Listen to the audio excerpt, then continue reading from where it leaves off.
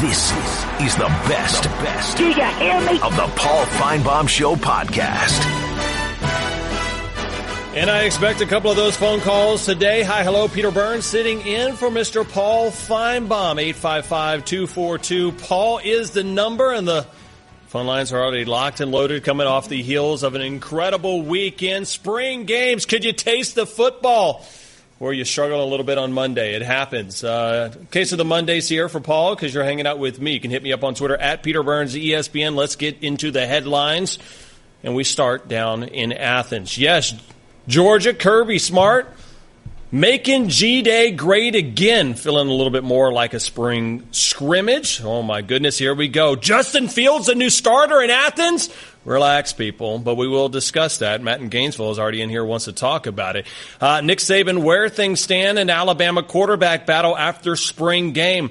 Me, Hayes, and Kubiak were talking about that before the show. My goodness, half of the league, half of the SEC is worried about their quarterbacks coming in, and Jalen Hurts could have had an opportunity to kind of pull away from the pack. He struggled a little bit as far as what the Tide did. Here's what Nick Saban had to say after a day.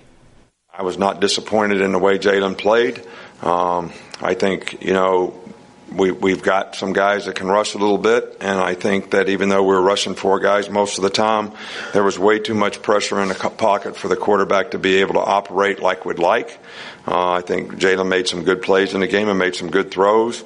Obviously, I'm sure if you talk to him, he'd say there's things that I wish I could have done better and would improve on, and that's what we'll go to work on. Staying in the West, Justin McMillan. What? Yes, Justin McMillan, not Lowell Narcisse or Miles Brennan, has the best spring game. LSU quarterback competition far from over. And speaking about quarterback competitions, out in Rocky Top, Jarrett Garantano makes a big statement in the Tennessee spring game. Greg McElroy is going to talk to us a little bit about that coming up. Keller Chris going out there, it could be an option. Jeremy Pruitt, though, had something to say about the Vols fans and some of his players in the spring game. Coach Pruitt, we talking about quitting? To me, it's kind of like our football team for the fans. The ones that were here, I'm proud they were here. They're fired up. They're ready to get going. Okay? And then there were some people that wasn't here that had legitimate reasons they couldn't be here. All right, and then there were some people that wasn't here that, why wasn't they here? It's kind of like our football team. So I think we all need to look in the mirror and see who we want to be. I love it. And we're not looking into the mirror. We're looking into the mirror. You can tell me that Jeremy Pruitt is going to fit in just well here in the SEC. A little bit of Nick Saban in him in that post-game press conference. We'll talk about that. We got a lot to get into as well. Phone lines are already locked and loaded, but let's go ahead and show you the guests of honor today. Matt Moscona, ESPN Radio, Baton Rouge, 104.5 ESPN, down in the 225, going to join me in about 15 minutes. And big Booger McFarland, I guess he's skinny Booger McFarland now, is going to join us in the hour number 2. Greg McElroy, college football analyst. I just love when we talk about it. Everybody's favorite ginger is going to join us at the top of the 5 o'clock Eastern hour, and he was on the call out there in Knoxville. Then Barrett Sallee, CBS Sports. That's what we're going to do in the 6 p.m. hour, so get ready for that. The 6 p.m. hour is going to be called Amnesty Hour because I've got a couple of tweets, shockingly enough, that I may have to back out from. So the 6 p.m. Eastern hour, our final hour here of the Paul Finebaum Show. If you've ever said anything on this show, if you said something on the weekend, if you tweeted it, if you had MySpace, Friendster, whatever it might have been, and you want to take it back, the last hour of the show is dedicated to you. Okay, you're allowed to take back. Like, I'm going to probably take back my 8-5 prediction from Alabama a couple years ago. And there's another Alabama quarterback tweet that I'm going to take back, but I'm not going to do it until the Amnesty Hour. But right until that point, let's go ahead and take some calls. 855-242-PAUL is the phone number. We go to Gainesville, not Florida, Georgia. Matt, what's happening? How about you, Alabama? I mean, y'all can't even get more people at y'all's spring game than we can in Athens. I mean, what happened? Did y'all have a pig meet or something, or wrestling, or what happened? I mean, only 72,000. We had 82,000 plus, and half our stadium was under construction. I mean, come on. I mean, we're dominating everything, recruiting, spring practice. And Jeremy Pruitt, what a loser. Hey, if your fans don't show up, let's blame the fans, Jeremy. He's going to be the biggest catastrophe in Knoxville, Tennessee since Lane Kiffin. I'm so glad he's going there. We're going to beat the crap out of them next year. All I got to say is, and I was thinking about this, Peter, did you hear what Paul said? He couldn't find any national championship underwear at the hardware store the other day? The thoughts of me thinking about, were you talking about that Paul said that or Pruitt said that? Paul said that. He said you can't find underwear. Who buys underwear at a hardware store? Matt, more importantly, the question is, who thinks about Paul Finebaum in his underwear? Not me. That's a problem. That's a you problem, Matt. I know he said it, but I will say this: Justin Fields looked good. He looked really good. His ability to be able to tuck the ball and run. We're going to have. I think you'll see in our cupcake game of the year against Austin Peay. I think you'll see Kirby rotating them too, and Fromm didn't really do anything to impress.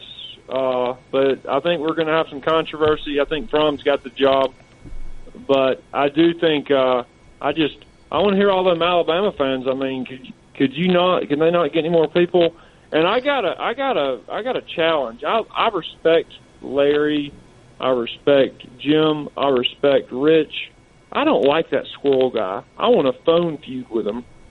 So if he brings nothing to the show, I like to shoot squirrels and just tell him to let me know when we can do a phone feud. I'll call in. All right, I got to go. See you, Peter. Good dogs. Thank you, Matt. I appreciate the phone call. A lot to unpack here when Matt comes in with this. First thing, I like Jeremy Pruitt. I didn't know what to expect out of him. I know that you said that it's not going to be a very successful hire. I like Pruitt because I do see a little bit of Saban in him, and that's what he was doing. Calling out the fans, that was a little tongue-in-cheek. 65,000. No, it's not 80. It's not 90,000 fans over in Neyland. But he is having fun. And basically, the message to the fans was exactly what Nick Saban does when he rips into the media. It's not the media that Nick Saban ever rips into. It's his players through his comments to the media. Right? That's what he does, and that's what Jeremy Pruitt's got a first-hand seat to see over the last couple of years is an opportunity to watch how Nick Saban addresses his team without addressing his team. Okay, so everything that Jeremy Pruitt said about the fans, that wasn't about the fans. He said it. 65,000, thanks for coming out. But there was guys that, quote, quit. And that's what he's trying to do. He's trying to root everybody that doesn't want to be a part of this team. That is talking about Juwan Jennings as well, too, who I think is going to be back on this team up for Tennessee next year. And I think that he can be a major role in helping them rebuild this squad. But he's going to be tough on Juwan Jennings. He's going to be tough on this team because none of those guys he recruited. He wants to find out who is there and going to play for Tennessee and be a part of that program. You want to play? Great. If not, you get the heck out. And that's why Jeremy Pruitt's having that fun with you. 855-242-PAUL. Let's go to Paul. Montgomery, Alabama. What's happening? I'd like to say one thing. I enjoy the show when you're on it. Thank you, Paul. Outstanding job. I appreciate that. Now, and I'm going to tell you, I'm going to refer to that idiot called Matt. Can you please tell him that before Alabama's 8A game, they showed Alabama whipping them again? They haven't had a national championship before that boy was born. That boy was born. And I'll be 70 years old in August. And I remember most of them. And I'll just tell you this. Until they win one, you keep your mouth shut. And he never was in the service. If you're in the service, you don't never let anybody know who you are because all the problems come with it. Until you win a championship, you have to show that you're deserving of one. And if I remember correctly, I call him Pineapple. Tua did an outstanding job in the fourth quarter. What he did, actually, the whole second half. Mm-hmm. But that's just part of it. I just wanted to say what I like, really what I call it is that we had to stop our game, and the best part of the Alabama offense was when I couldn't find it on my cable. I got 15 ESPN channels and could not get a thing.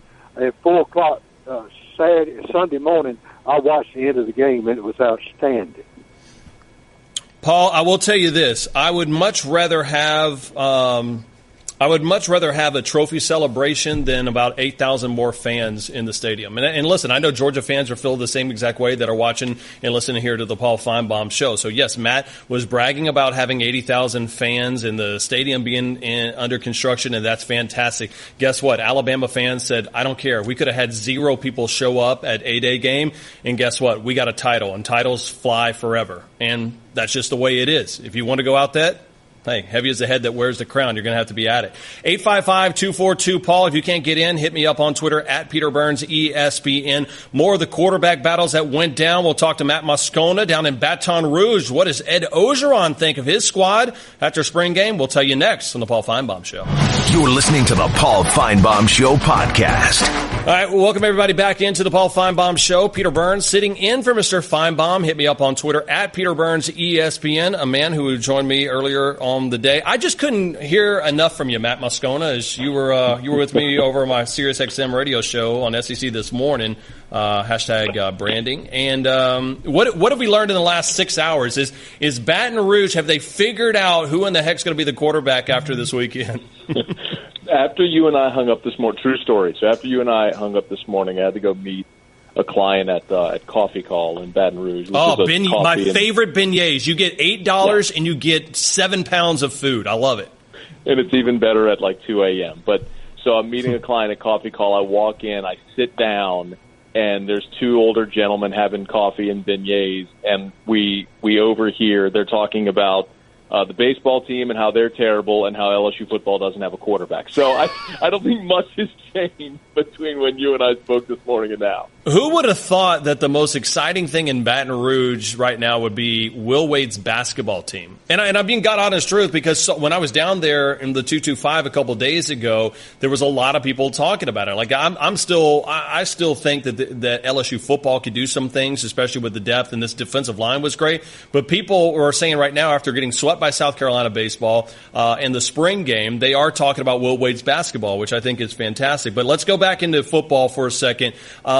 What was the most impressive thing? What thing did you circle from LSU over the spring game on Saturday that said this is a good thing? The defensive line. Okay. And, with a $2.5 million coordinator and a defensive line coach as your head coach, I think that shouldn't surprise people. But, Peter, they lost so many guys across the defensive front. Guys that you came to know like Christian Lockature and Greg Gilmore and Frank Herron, and guys that have been around the program 4 or 5 years. That was a lot of experience and depth to replace. But, man, they were borderline unblockable, and it didn't matter if you were talking about the ones or the twos. If you want maybe like a name to watch or a couple of names to watch, Caleb Von Chasson was a highly touted edge rusher. He's supposed to be the air quotes, the next one, the next Arden Key, Barkevius Mingo. He's kind of built in that mold. And Ogeron said after the spring game, and if they had been counting sacks, he probably would have had about 5 of them, which is true. And it didn't matter left or right side of the line because LSU has 2 left-handed quarterbacks, so there were times that Chasson lined up on the left end to rush blindside. And, man, it didn't matter who they put on him. They even gave tight end help in the fourth quarter of the game. It was Thad Moss, Randy's kid, blew right by him.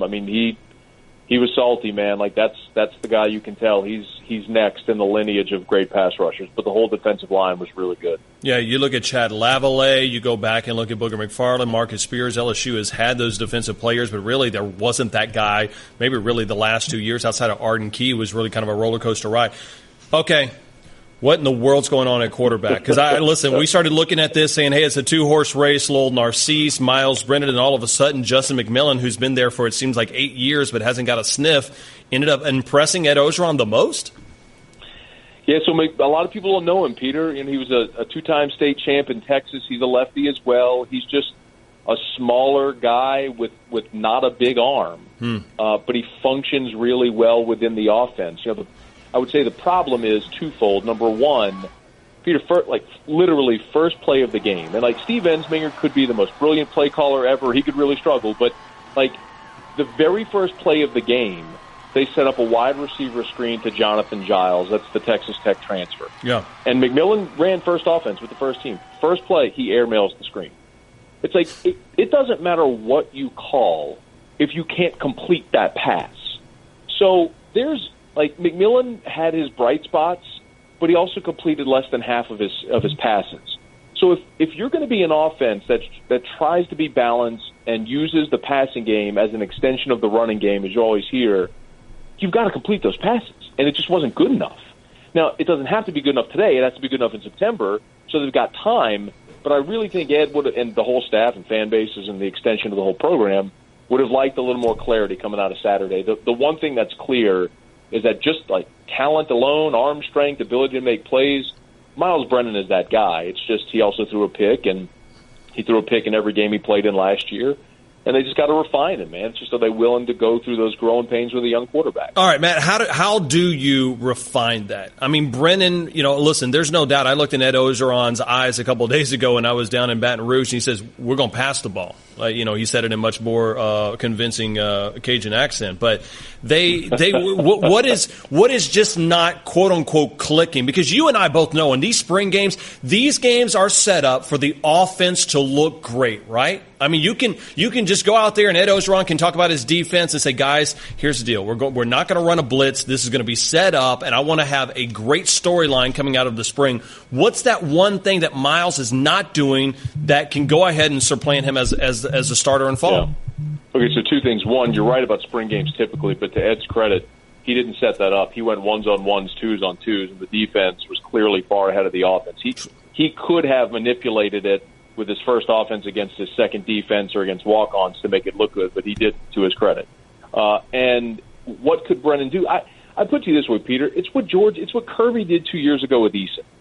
He knew he had a 5-star. It was his guy. He was the future of the program at the time, and they said, we're going to ride with him. And they went 7-5, and they took their lumps. But going into last year, people were really high on Eason going into year 2. Now, he got hurt, and Fromm obviously had the great year, and that the whole roster was really good. But I mean, I don't know. I've never played the position, obviously not collegiately or anything, but it would feel like the only way, as in anything in life, you're ever going to adapt to the speed of the game or get better at something is by doing it. So let's get play. I mean, I'm really surprised they didn't do more of that last year when they had the opportunity to get Miles Brennan more live action. Yeah, it's going to be a situation that continues to develop. Like, honestly, half of the league. It's not just an LSU issue. They're having this issue down at Alabama. They're having it in a bunch of other places, Florida, and finding out what quarterback is going to play, Tennessee. And so for LSU, they're going to have to rely on what LSU did a lot out of Les Miles. It's, by the way, we're going to run the ball and we're going to play good defense, and we'll see if they can do that. He is Matt Moscona. Get ready for your show over there at 104.5 ESPN. We'll talk to you soon, all right?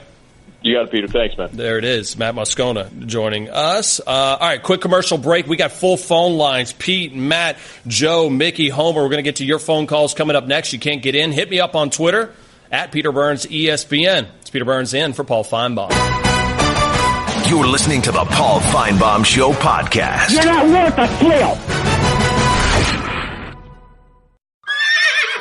I'm a one-trick pony, literally. I show up at kids' parties and act cute. That's pretty much it. So excuse me for being bitter. When Geico says not only could we save you money on car insurance, but we do more. Like give you 24/7 access online, over the phone, or even via our award-winning mobile app. Well, ooh la la, aren't they multi-talented?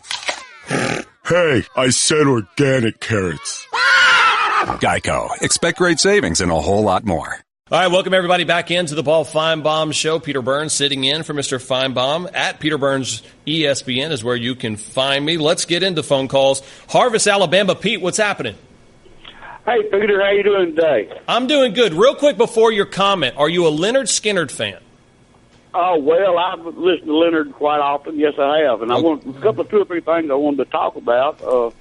Number one is you were a great fill-in for Paul. We missed Paul this week and last week, but you've been doing a great job and a great fill-in for him. Thank you, sir. I appreciate that. And another thing is on the underwear fact about Paul. I'm an All-American born. I never really imagined Paul is underwear, and if I'm going to, it'd probably be Laura Rutledge that I'd be thinking about. Oh, you know what, Pete? As we move on, what else we got?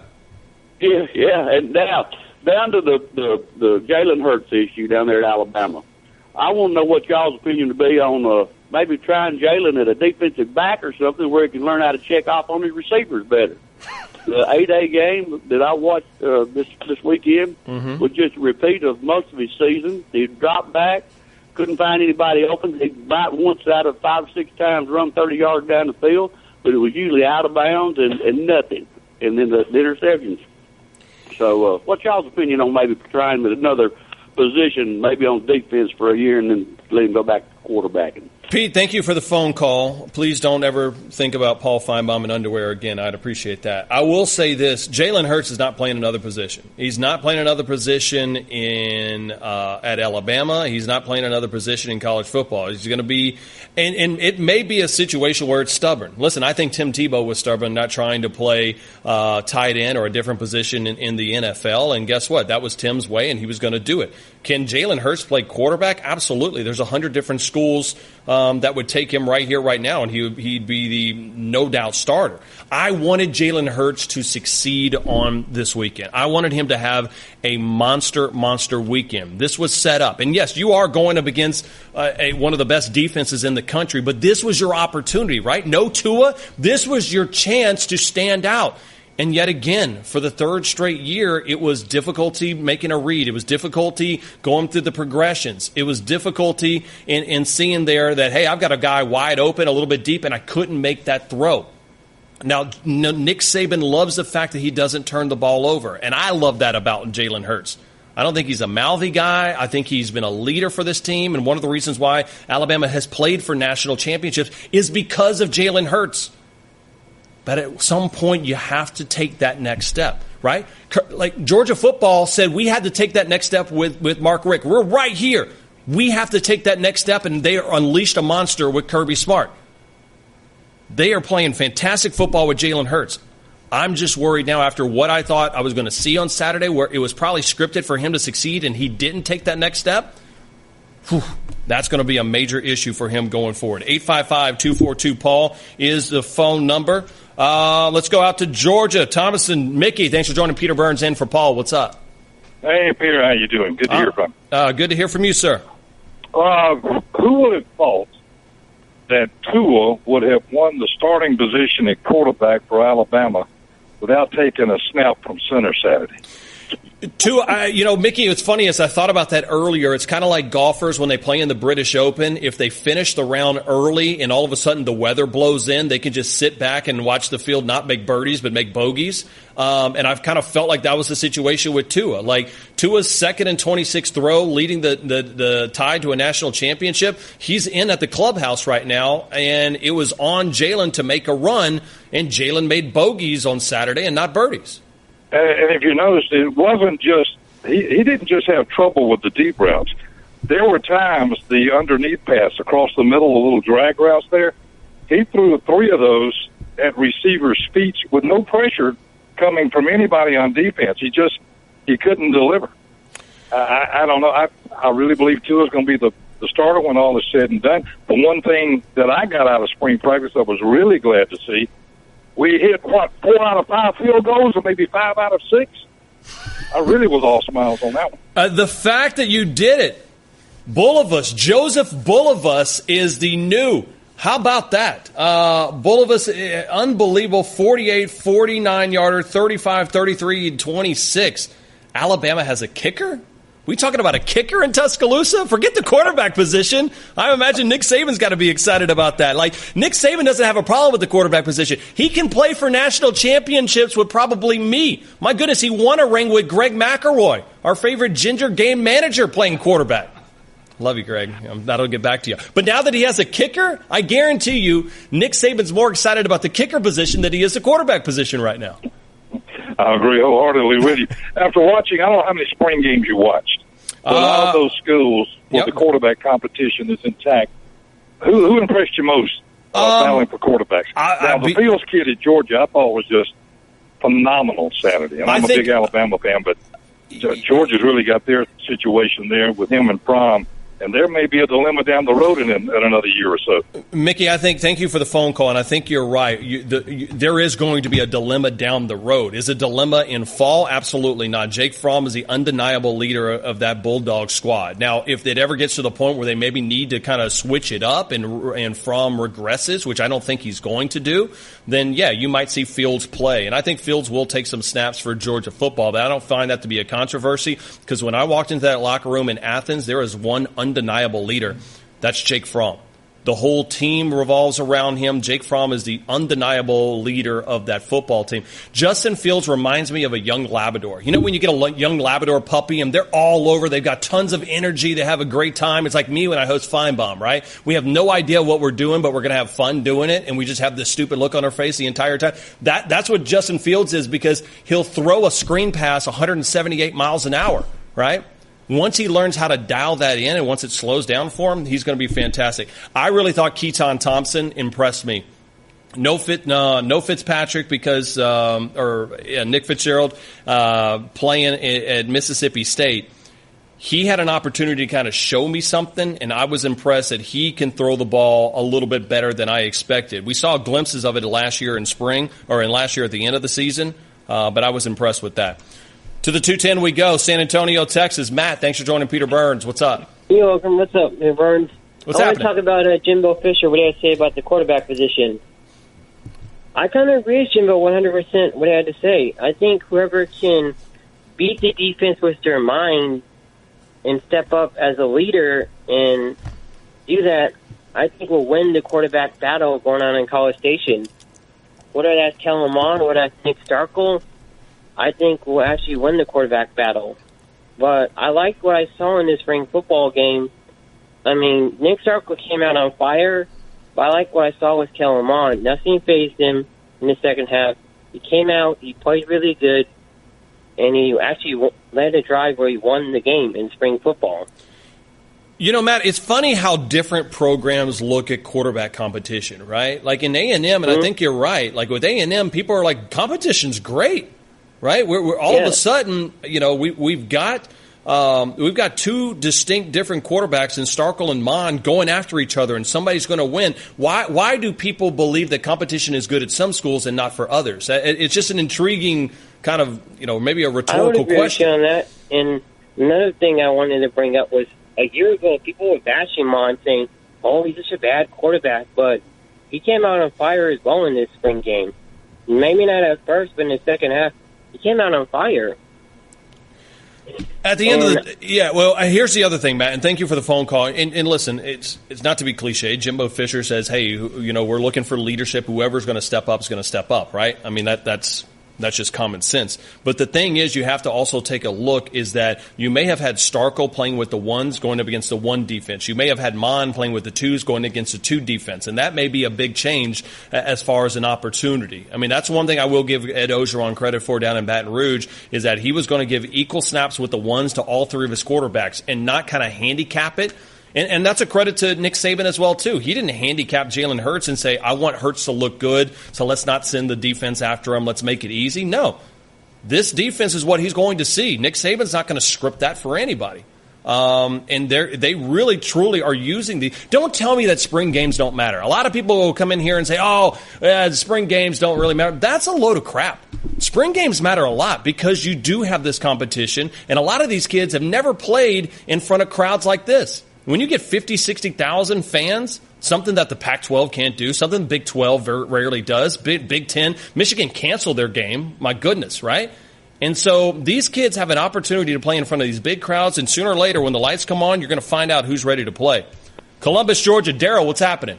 It's a dog and pony show. That's all it ever. You know what? If my quarterback looked really good in the spring game, I would have major concerns, okay? Big time concerns. And this is why. Because the defense has a major advantage in it. I'll give you Georgia, for example, okay? You got the ones going against the ones. Yep. You got the twos going against twos. The coaching staff is going to run a vanilla offense, okay, because they don't know who's set up there in them stands. They're going to do that. And with the case with Georgia was they threw, people were complaining. Well, Georgia had 7 sacks and 3 INTs. You know what? When you throw the ball 76 times, you're going to have 7 sacks. I'm sorry. And you're going to have 3 INTs, and you're going to have a defense that knows your offense because they go up against you every day, and they're going to be able to pin their ears back and come at you because they know you're not going to run the football, which is exactly what Georgia did in their spring game. I mean, it's good for the fans. It's good to get some kids out there that don't have no experience, to get them in front of 80,000. Well, hold on. I think you can only get in front of 80,000 if you go to Georgia. But it's good for that. But, I mean, all these people are talking about the quarterbacks and going like Jake Fromm. Jake Fromm will be the quarterback at Georgia until he gets hurt. And as long as he stays healthy, he is the quarterback. I mean, if you if you looked at the other kid, Phil's stats, and compared them to Brown's, Phil's stats were a little better. But you know what? Fields didn't have to go up against number 1 defense. He went against number 2 defense, and that matters big time.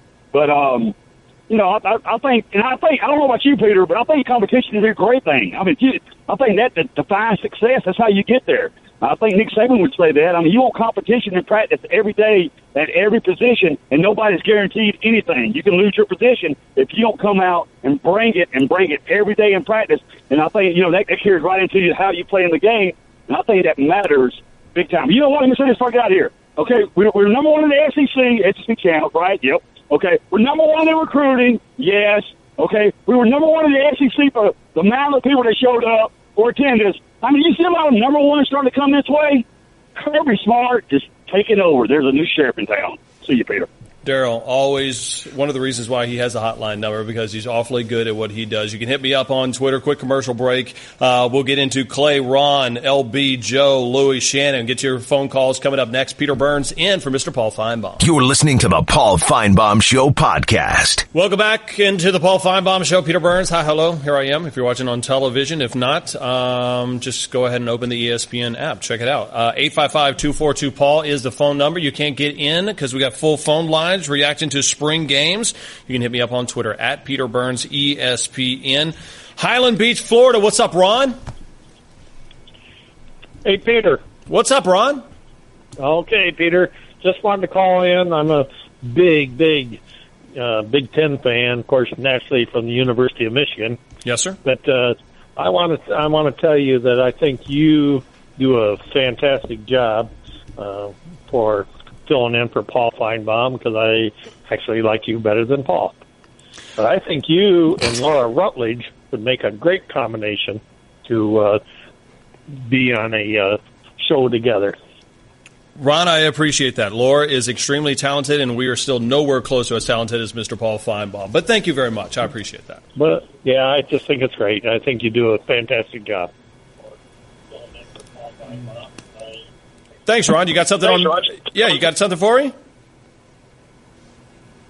All right. Hey, Ron, thank you very much. I appreciate that. I was thinking that I thought honestly what I thought was going to happen there is I thought he was going to be like, I think you do a fantastic job hosting this show, but let me tell you why I hate you, because I thought that was going to be the case. I'm always shocked when I don't get that. Randy here in studio. Sheriff, what's going on? Thanks for joining Peter Burns in for Paul Finebaum.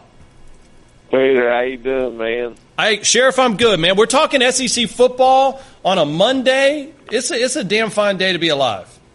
Hey, I like talking a little SEC baseball. How about that? Hey, SEC baseball, once again, I think, 6 teams in the top 25? And how about Mississippi? That was crazy to see Mississippi State sweep Arkansas this weekend. It's Super Bulldog weekend. And then to see what Auburn did, I know I got a lot of Tide fans listening, but to see what Auburn baseball did to Alabama, my goodness, that was impressive this weekend, Sheriff. Yeah, the SEC baseball is kind of like the SEC football, man. It's very competitive. Sheriff, thanks for the phone call, buddy. Auburn, we go to Clearwater, Florida. Shannon, thanks for joining Peter Burns in. Shannon, good phone call. What's up? How you doing today? I'm doing great, Shannon. How are you? I want to say, what's up with all these Auburn fans? You know, I thought Auburn was the biggest crybabies, you know, in college football. But these Georgia people got them beat, you know. Georgia and Auburn both need to change their colors to green. They're so green with envy for Alabama. You know, until they win the national championship, keep their mouth closed.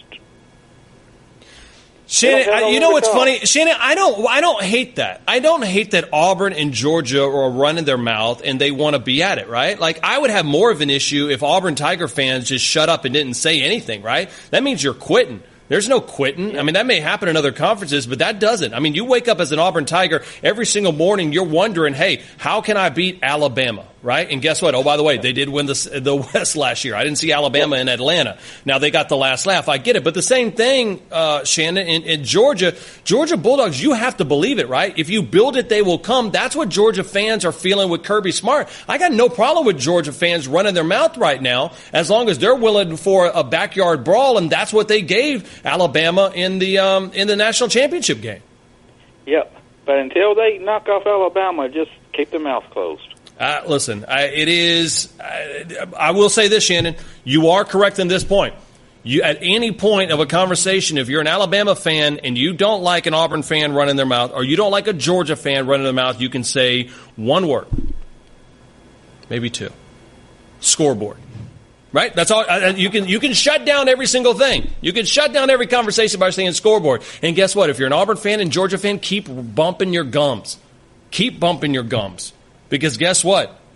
You've had an opportunity to play well as well. Let's go. Quick phone call in here. Austin, Texas. Louis, what's happening? Hey, how you doing today? Doing great. Oh, good. Nice to be on your show. I just want to comment on Jalen Hurts. He's 25-2 as a quarterback. 26-2, Louis. 26-2. Let's not shortchange him. Oh, okay. I'm sorry. It's 26-2. I think he's a great quarterback. I think he'll start next year. And I think he's gotten better and better every year. This is junior year coming up. So everybody give him a chance, and he'll get better. If not, I think he'll go to another school, and we'll see him in the NFL. Louis, here's the deal. I love Jalen Hurts, and thank you for the phone call. I love Jalen Hurts as a player. I think he's a great teammate. I don't think he's an NFL quarterback. And I think that's where this situation of the quarterback situation at Alabama kind of turns a little bit, right? In that if you're Jalen Hurts and you're not an NFL quarterback, do you want to sit possibly behind Tua Tagovailoa next year? Because I think Tua is the better quarterback of the two, right? And if you're not going to play on that next level, is it better to transfer and to say, you know what, I'm going to go play 2 years where somewhere I can put up numbers and maybe develop into a quarterback?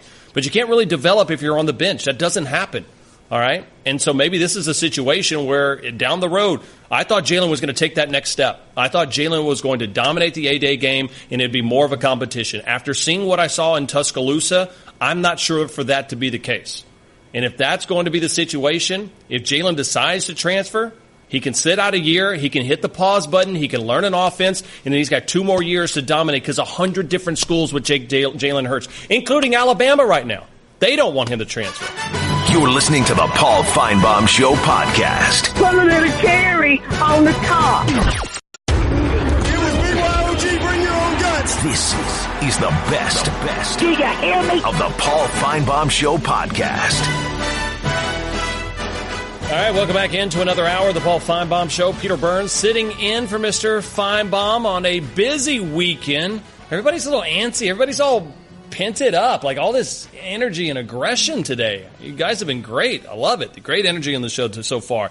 855-242-PAUL. We're about 30 minutes away from Booger McFarland coming in here and laying down a little knowledge. He called the LSU spring game. We'll talk about what he saw down in Baton Rouge. And by the way, I hate to upset Finebaum callers and listeners, and I know I do that a lot when I fill in. So actually, I'm not even going to apologize because I feel strongly about this. So let me just go on to this rant.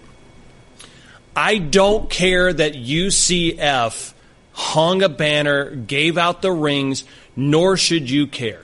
It's a brilliant marketing campaign. There's no reason in hell that I would still be talking about UCF had they not done about this. I don't care about UCF Florida, but guess what? You know what they do? Every once in a while, they'll come up, hey, we're doing this. They unveiled the national championship thing in their stadium.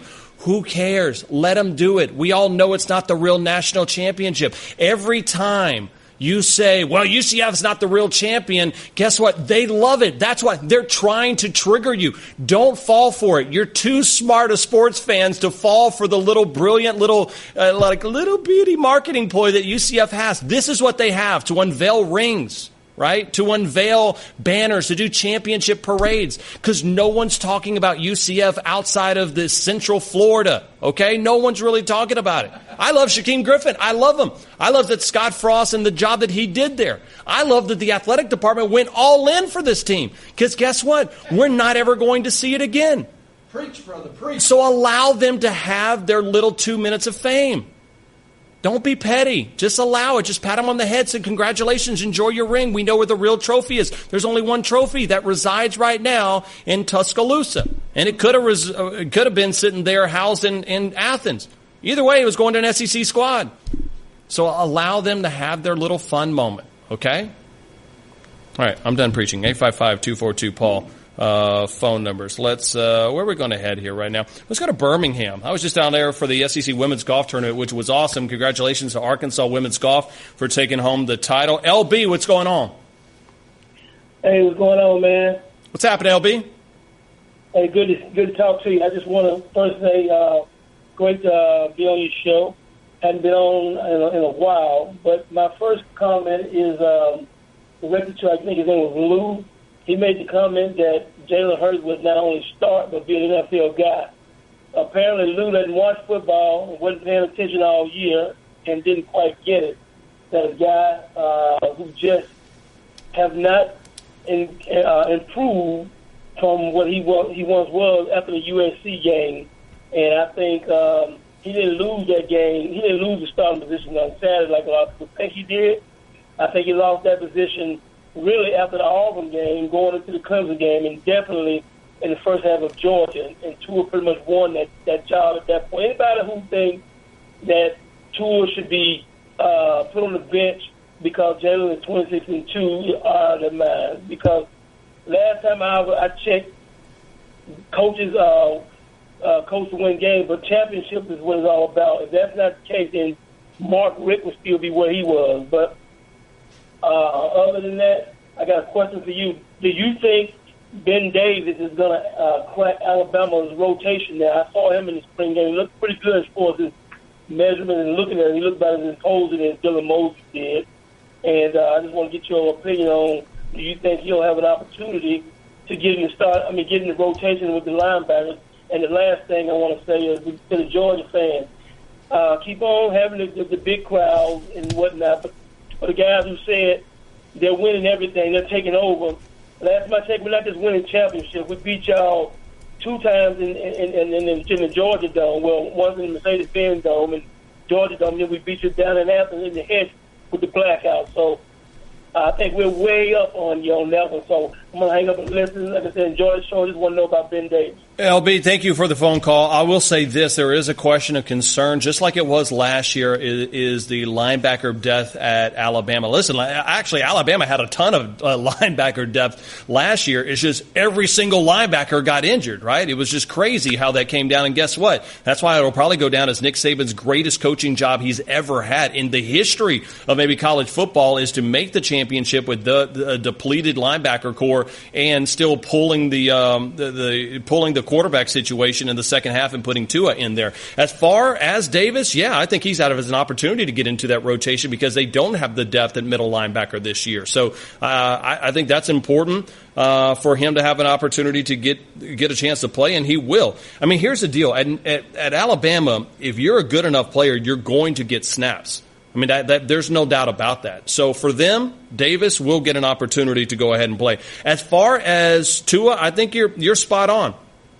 Listen, I hedged my bets. Or I wouldn't say I hedged my bets. I put my money on Jalen Hurts about a week ago, and I really thought that this was a young man that was going to take an opportunity in the spring game to show off, right? This was his opportunity to shine. This is your opportunity to take that next step. It's a spring game. This is your third opportunity or third year at this program, and another opportunity to take the next step. He didn't. He didn't take that next step. And that's going to make it ever so harder for him to get into the starting rotation because, listen, there's a lot of people that believe that Tua, and rightfully so, we saw it in the second half of the national championship game, that can pass the ball better. He needed to take that next step in checking off and making better progressions and throwing the long ball. He didn't. And that's a situation that may have changed what I think happens in Tuscaloosa over the span of anywhere from, my goodness, next couple of weeks to the first game of the season. Let's go down to Tuscaloosa. Trey, thanks for joining Peter Burns and for Paul. What's up? How you doing, Mr. Burns? Got 2 things to talk to you about. Yes, sir. First thing is, I'm a little disappointed in ESPN and SEC Network over the weekend, and it started in the morning with, I think it was South Carolina and Missouri girls softball game caused the Tennessee spring game to be late. Now, I'm all for girls sport, and I think they should have their time on TV. Mm-hmm. But I also think that ESPN and SEC networks need to work out these time frames better. As much as SEC fans support all of their sports, And the money that ESPN is making off this SEC and all their sports, they should treat their fans a little better. Missouri should have been able to finish their softball game. Mm-hmm. They should have started that Tennessee game one time.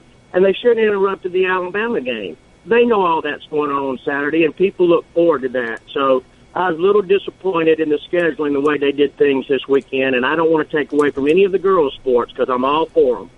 My second thing is people talking about Jalen Hurts. I totally agree with you about throwing the ball downfield, but they keep talking about the sacks he took. Let's be real for Jalen. His best assets are his legs. Mm-hmm. That's not fair for them to have to just touch him in a spring game. He could have got out of some of those sacks that he took in a regular ball game because all they had to do was touch him. So let's give him a little bit of break on those 6 or 7 sacks. I think we all know that.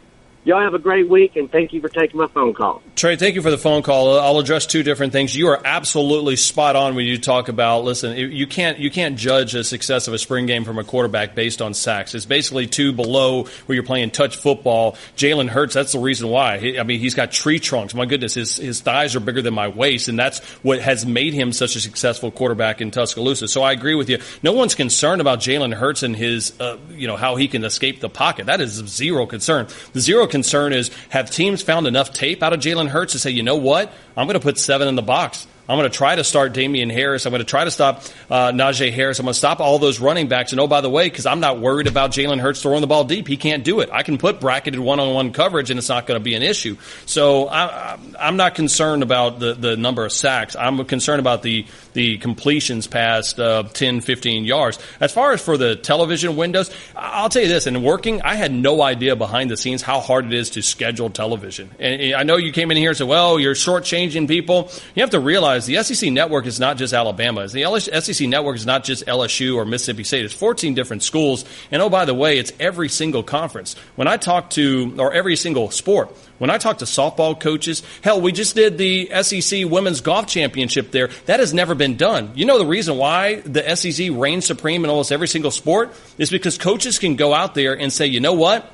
Yeah, I know Alabama football is important. I know Georgia football is important. But guess what? To a recruit, maybe Missouri softball is huge. Or maybe South Carolina softball is huge. Or Vandy tennis had an opportunity against Florida, and we aired that championship.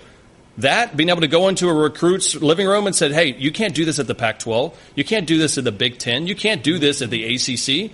You can only do it here. That's why this conference gets better. So, yeah, you might have been shortchanged a couple of minutes, but I guarantee you that made the conference better and get an opportunity to show all these student athletes. And having been around women's sports, I'll tell you this, I would have never thought it as pure as those sports are. I've gotten to the point where I enjoy softball, women's golf, tennis as much as anything. Fierce competitors, and it feels more real than a lot of the big-time money sports throughout collegiate athletics. All right, quick commercial break. Jimmy, Brandon, Robert, Joe, Clyde, and others will take your phone calls. Coming up next, Peter Burns in for Paul Finebaum. You're listening to the Paul Finebaum Show podcast. All right, welcome everybody back into the Paul Finebaum Show. Peter Burns sitting in for the legend, Mr. Paul Finebaum. Don't worry, relax. I know you probably don't like me. It's okay, it happens. My wife doesn't like me as well either, but she still puts up with me. Paul Finebaum will be back here tomorrow. Jimmy in Chicago. What's up, Jimmy? Haven't talked to you in a while, man. How you doing?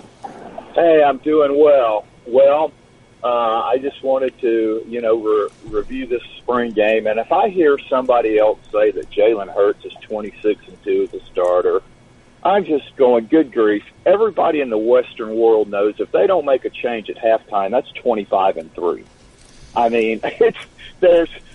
mean, everybody knew they had to make a change. You're talking about a passing attack that consisted of 3 for 8, 21 yards, 87 yards total offense against a Georgia team who 7 days earlier against Oklahoma gave up like 205 yards passing, 360 yards total offense, and 31 points in the first half. Yep. I mean, and even at halftime, Desmond Howard is going, hey, everybody knows what Georgia's doing. They're putting 7, 8 guys in the box. They're covering the receivers man-to-man, and they are daring Jalen to beat him with the vertical throw, and they know he can't. They've got to make a change. Kirby Smart told his team at halftime they were going to make a change. Yep. I mean, there just wasn't any other way that they were going to win the ball game. And you watch Saturday, I mean, on the very first possession, it looked like a repeat of the Auburn and really Clemson and Georgia games. When you talk about going back to pass, there isn't a progression situation with Jalen. If the first primary receiver is not covered, he's going to tuck it and run it. And granted, against most of the teams on Alabama's schedule, you can get away with that because he is a fabulous runner. And in essence, really, he's an old-fashioned 1950 single-wing tailback who is just, again, he's a fabulous runner, and he can be effective against most teams. I mean, even in the game Saturday, there were 2 or 3 plays where, hey, he went back, saw a hole, and ran for 20, 25 yards. But to beat the elite teams, you have to be able to pass vertically to be effective, to stretch those defenses. And that's what Tua could do. And against the elite teams, and it goes back to LSU 2 seasons ago, I mean, the game was scoreless after 3 quarters. Mm-hmm. Because, again, and if you'll remember, on the first play of the first pass of the game, he threw an interception.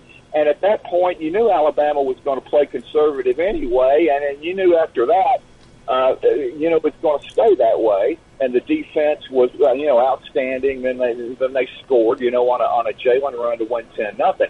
But in the playoffs, Washington game, that was one of the worst offensive performances I've ever seen by an Alabama team.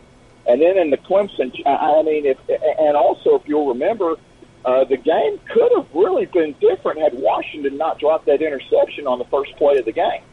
I mean, it was a tight game until late in the first half, when they sacked Brownlee.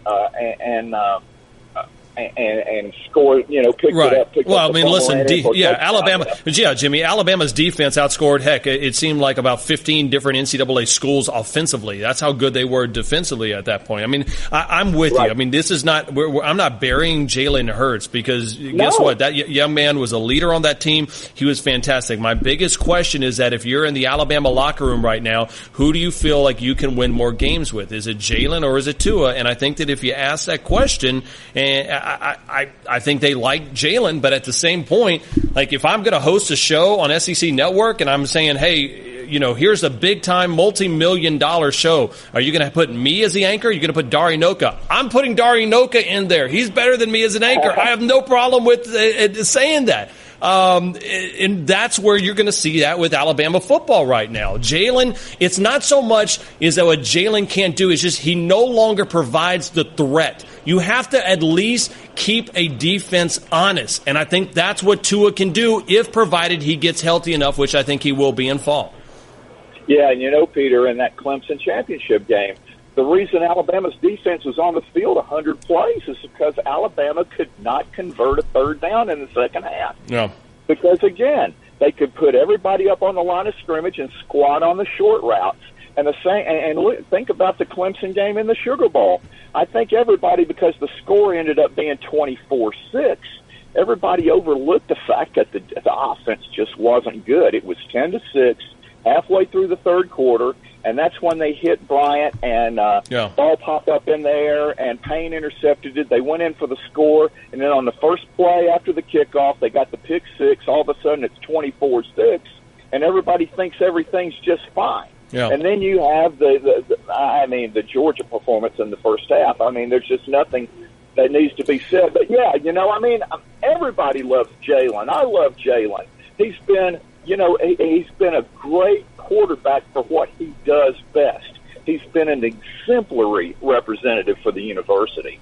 He's a great teammate, and no matter how everything shakes out, I don't know of an Alabama fan that doesn't want Jalen to be successful, whatever the circumstances are.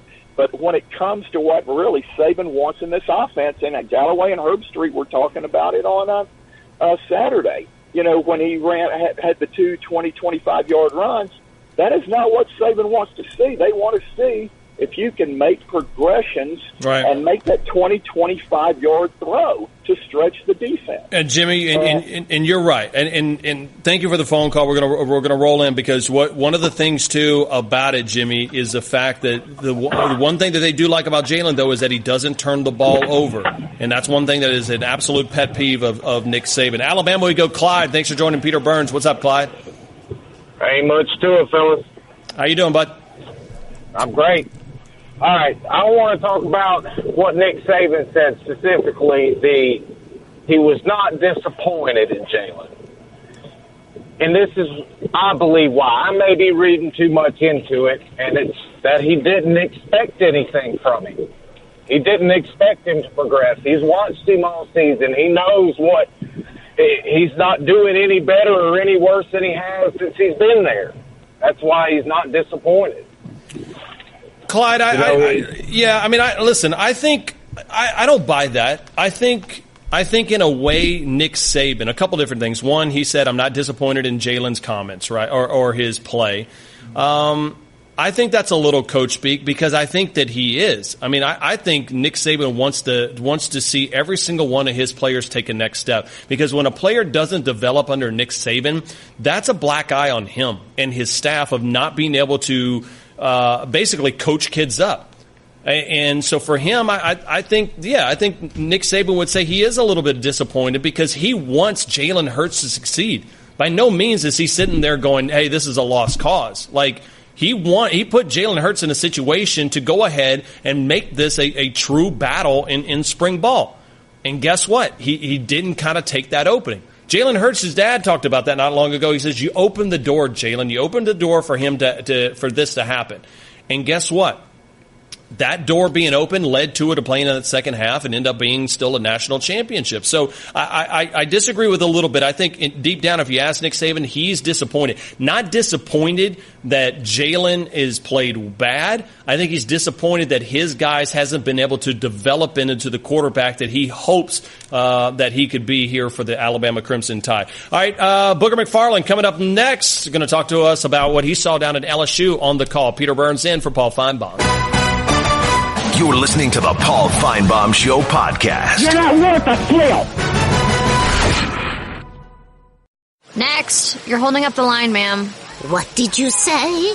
You're next in line for the water slide, ma'am. Feet forward and enjoy the ride. Okay, dearie. This does look fun. Whee-oh! You melted me. I've melted. The Wicked Witch of the West on a water slide? Surprising. What's not surprising? How much you could save by switching to Geico. See what you've done. Oh! Geico. 15 minutes could save you 15% or more. All right, welcome back into the Paul Finebaum Show. Peter Burns sitting in for Mr. Paul Finebaum. You can hit me up on Twitter at Peter Burns ESPN. You can hit up this man. It used to go by SEC Booger, but now he makes bajillions of dollars talking sports for a living, and now he's at ESPN Booger. How did you still keep your blue checkmark Booger when you got to when you changed the ESPN Booger, or what? I don't even know how all that works. I just know that it's there, and I switched. I was trying to get Booger, but evidently somebody was very smart years ago when this Twitter thing started, and they got Booger. Even though they no longer use it, they still keep it, so I can't get that. So ESPN Booger was the next best thing. When you go ahead and look at your Twitter mentions after calling a game, especially even if it's just an LSU spring game, what are the over and under of how many positive mentions you get versus negative mentions do you get? Usually, to be honest with you, Peter, I don't read them. I just hit the button and make them all come all the way to the top because I'm not really concerned about whether they're positive or negative, because normally when I call a game, especially like a spring game, I'm telling the game or telling the story through my eyes, and you're always going to have different people's opinions. Some people like you, some people don't. Some people, I'm a country boy from Louisiana. Some people don't like the accent or lack thereof. So I never really try to please anybody but myself, and as long as I get through with the game and I try to tell the story that I see, I'm fine with it. That's why I could care less who's in my mentions, especially you. Sometimes you pop up in my mentions, and I do see Peter Burns, and I do read your comments. I was going to say, normally you mute me, and I think that's the case. At least you don't block me, so I do appreciate that, Boog. Boog, before we get into what you saw through your eyes calling the LSU spring game, what's the biggest thing that people don't understand when calling a game? Like when you're on radio and you're doing Get Up and you're having fun on Golic and Wingo and stuff like that, like you're an analyst for these games, there's a certain role, but what's the difference in actually calling a game up in the booth? Well, your play-by-play guy, who's the guy who's basically telling you, hey, 1st and 10, ball on the left hash, yada, yada, yada. He's the guy that's kind of laying the canvas out. My job is to kind of not only tell you what the picture is, but why the picture unfolded a certain way. And you got to do it pretty quickly because in about 40 seconds they're going to come back to the line of scrimmage, and you got to give it back to the play-by-play guy. So I just think it's a lot less room to tell a story, and you got to be descriptive. And my job is to explain to the audience what's happening and why and how it's happening, and even sometimes go a little bit into the future and kind of predict what could be coming next. So it's a little different because there's a time limit on it, but it's also fun because I'm just telling you what I see and kind of talking to the guy next to me. Booger McFarland, our guest here on the Paul Finebaum Show. All right, so tell me what you did see. Put back the analyst hat. Concern, optimism? I mean, if you're an LSU Tiger and you sat through that or watching on SEC Network, what do you take from it? Here's what I saw, and you can decide whether it's positive or negative or concern or optimism. Here's what I saw. I saw a team that's going to be very strong on the defensive line. They got 7 or 8 guys they can go and play with. I saw a team that, from the offensive standpoint, line-wise, they got 7 or 8 guys to choose from. They got to decide which positions they put in certain guys. I think Damian Lewis is an unsung hero, quote-unquote, that no one really knows about, that's going to come in and be a starter on this offensive line, probably at one guard spot. Wide receiver, they're loaded. They got guys from 6'7" all the way down to little jitterbugs like Giles. I think they're going to be great at wide receiver. Not good. I think they're going to be great.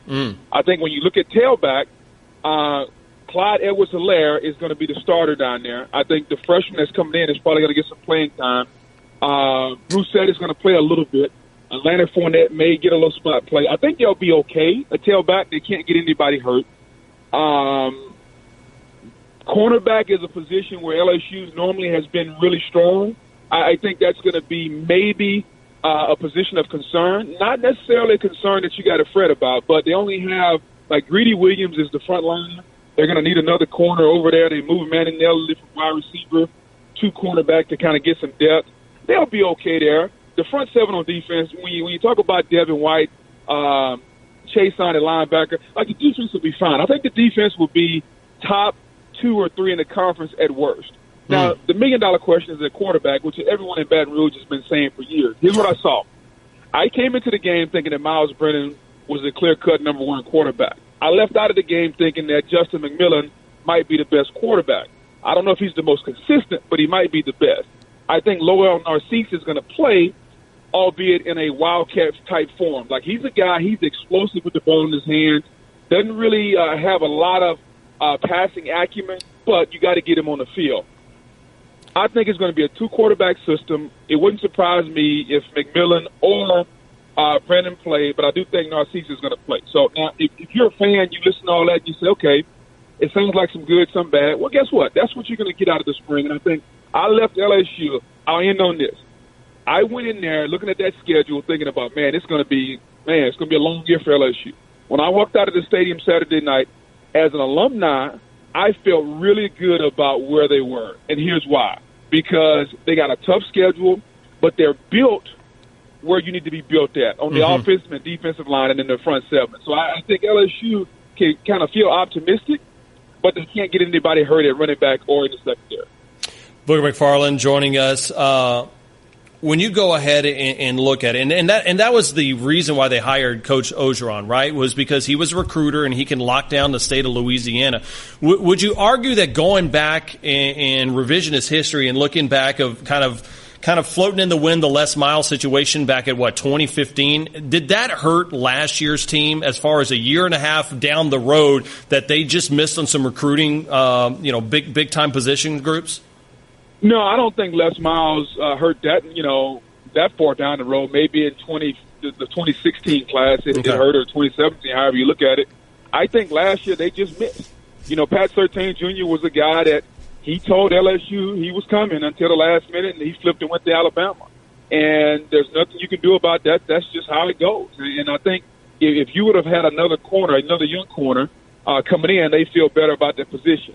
Running back, they just got to go back out and find another one. I will say this, and everybody in the SEC already knows this, so I'm not unveiling any secret. The 2019 class in Louisiana is the best class in Louisiana since Michael Clayton, Marcus Spears, Andrew Whitworth. Wow. It'll be the class that defines LSU football for the next 5 years. I'll say it again. It's the best recruiting class in Louisiana in the last 15 years. And so if LSU is going to get back where they need to be, which is 10, 11, 12 wins playing in Atlanta for the SEC title, they need to get through this year. And by get through, I think they can. It's not going to be a 12-0 year, but I definitely don't think it's going to be 6-6. And then going into the offseason next year, they have got to win the state of Louisiana because it is absolutely loaded, Peter. If you had to own the state of Louisiana from recruiting, you probably wouldn't want to have anybody better to recruit that than Ed Ogeron. Booger McFarland, our guest right here on the Paul Finebaum Show. Jalen Hurts' dad was in the news last week. We talked about it when we hosted this show, and now you saw, a mediocre at best spring game from Jalen. What do you think, and how do you think this thing plays out in Tuscaloosa? I am going on record after the championship game, and I'll go on record again. I think when Alabama takes the first snap this season, I think it'll be Jalen Hurts, and here's why. I think Jalen Hurts is consistent. No, he's not the greatest passer, but guess what? He's only been, 24-2 as a starter. He understands how to run the offense, and in a spring game, you're not just going to line up and run the football all day. They want to throw the football. Yeah, he didn't look great at the A-Day. Guess what? He didn't look great last year at the A-Day, and he came on and he started throughout the season. Tua Tagovailoa is going to play. He's going to play a lot, in my opinion. And I think as we go throughout the season, Nick will decide which guy gives him the best chance to win. But there's a reason Nick hadn't just come out and said, hey, we're going with Tua, because he honestly doesn't know. And I think Nick is one of the coaches across America that rewards loyalty. And he appreciates a guy that doesn't turn the football over. Jalen Hurts doesn't turn the ball over a lot, Peter. Nick appreciates that. He's a defensive coach. All right? Tua, he came into the championship game, threw a pick, and probably should have thrown another one, except Ridley made a great play in the end zone. So I think fans are going to get all up in arms about what they see on the good side. Nick looks at the total program and the total landscape of where his program is. I think Jalen Hurts is still in the competition. Tua's a little bit more flashy, but I think Jalen still is consistent. And the name of the game is scoring points. It doesn't matter if you're scoring, running, or throwing. The name of the game is scoring points, and Jalen has done that pretty successfully over the last 2 years. Boog, what would you have done over down in Baton Rouge if you had an opportunity and you were playing a good amount, but then there was somebody that probably was maybe a little bit more talented and could do more stuff? I know, far-fetched idea because I know how good you were at LSU. But what I'm saying is that would you have said, hey, I may transfer after a year, or would you do what Jalen could potentially do, is have an opportunity to transfer, start over, sit out, learn a new offense, and play 2 more years somewhere? I'm a competitor, Pete, so I'm going to get out there in the field and I'm going to compete. Yeah. And if and when I do lose a job, I'm going to reevaluate where I am. I'm going to stick in there throughout the season because I think once you start the season, I think you owe it to yourself and the team to kind of stick it out. And at the end of the season, when the season is over, then I'll make that decision. You know what? This guy beat me out one time. He may beat me out again. Do I want to go through that, or do I want to go somewhere else where I could possibly play, not necessarily guarantee the spot, but I have a better chance of playing? I think Jalen Hurts is not going anywhere. Sometimes when parents talk with emotion, and we listen to the parents. I wouldn't listen to his dad. I'd listen to the kid because the kid is a grown man now. All right, he's been in college. This is his 3rd year coming up. So he's like 21 years old. Mm-hmm. That's an adult. I would listen to the adult and not the parent because parents get emotional. And you know, just like I do, because you got a little 4 or 5 left over there. Parents start saying things that may not be true because the emotion gets behind it. I'd listen to Jalen Hurts and not necessarily his dad if I were the people in Alabama. He is Booger McFarland. You can follow him on Twitter at ESPN Boog. Boog, always great stuff, man. We'll talk to you soon, all right? Anytime. Take it easy, Peter. There it is, Mr. Booger McFarland. Quick commercial break. We'll get into a couple of phone calls coming up on the other side. You can hit me up on Twitter at Peter Burns ESPN. It is Peter Burns sitting in for Mr. Paul Finebaum. You're listening to the Paul Finebaum Show podcast. All right, welcome everybody back into the Paul Finebaum Show. Peter Burns sitting in for Mr. Finebaum. See that right there? That's where you can follow me. Hold on. Right there. At Peter Burns ESPN. Okay, that was, by the way, the pointing finger. That was not the middle finger. Let's go to Alabama. Brandon, thanks for joining Peter Burns. What's up? Hey, what's going on, Peter? Pleasure to talk to you. Pleasure to talk to you, sir. How you doing? I'm doing pretty good. I want to get to a piggyback situation on what Booger said first. I kind of agree with him going into the Louisville game, and a lot of people want to talk about Jalen's numbers, but the proof is in the pudding. The man's experienced, the man knows how to control the ball, and the man's been a proven winner. And I still think everybody's still looking at one half of football, and that's all I've got to say on that. I want to jump into my phone call, though. Okay. First and foremost, do you think that Alabama's recruiting, meaning the upgrades that they made during the offseason on their recruiting specialists, do you think that that's paying dividends already? Well, I mean, obviously, when we look at it, we can't comment on it because we're on the SEC network. So until these kids sign, we can't say, hey, who's having great classes. I do understand that things are going well. But let's be honest with you. Since Nick Saban got down to Tuscaloosa, when haven't things gone well when it comes to recruiting? Like, God forbid, everybody was freaking out that they didn't have a top 5 class. They had like a 7th ranked class. Like, it doesn't matter. Like, okay, instead of 8 5-stars, you only got a measly 6. Like, anybody would kill for that type of recruiting class. I totally agree with you. I was just curious on how you felt about his hires. But moving to the next point, and then I got one thing I want to say in closing. My next question for you would be from Glenn Coffey to Mark Ingram to Damian Harris to Najee Harris, meaning every running back there in between. Can you ever remember a program that was blessed with that many running backs? I could say LSU and the run that they had. I mean, you go back and look at going back to like LeBrandon Toefield, Joe Adai, Leonard Fournette, Darius Geis. I mean, I think that's probably been a 1-2 punch that you've seen. I think that kind of what we're going to see in Georgia, spinning it forward, is kind of what they're building. And I think you can go back and look at what Auburn had when you're talking about Ronnie Brown and Cadillac Williams. They had some solid plays. But I'll tell you what, I talk to people close to the Alabama football program right now. They feel like they have 4 NFL caliber running backs on their roster. I can tell you this, down at Athens, they may believe that's going to be the case. It's not that hard, right? We don't want to make it too hard. If you can run the ball and you can stop the run, you're going to play competitive SEC football, and that's what Alabama has done over the last decade. I totally agree with you. If you can run and play defense, you're going to win games. My last thing I want to say, I totally agree with you on the UCF thing. It's like a toddler. When a toddler does something that you don't want it to do, just ignore it. Central Florida, just ignore it. Just ignore it, because all you're doing is giving it free press. But for some reason, behind closed doors, if you need sales, go to Google and put in 2018 National Championship game. You won't find Central Florida. You'll find 26-23 Alabama. Have a good day, sir. There it is, Brandon in Alabama, and I agree with you. Listen, I said it, and I appreciate it at the beginning of this hour. I don't care. If UCF wants to go out ahead and throw 45 parades, go do it. Pat them on the head and say, congratulations, you had a wonderful season, right?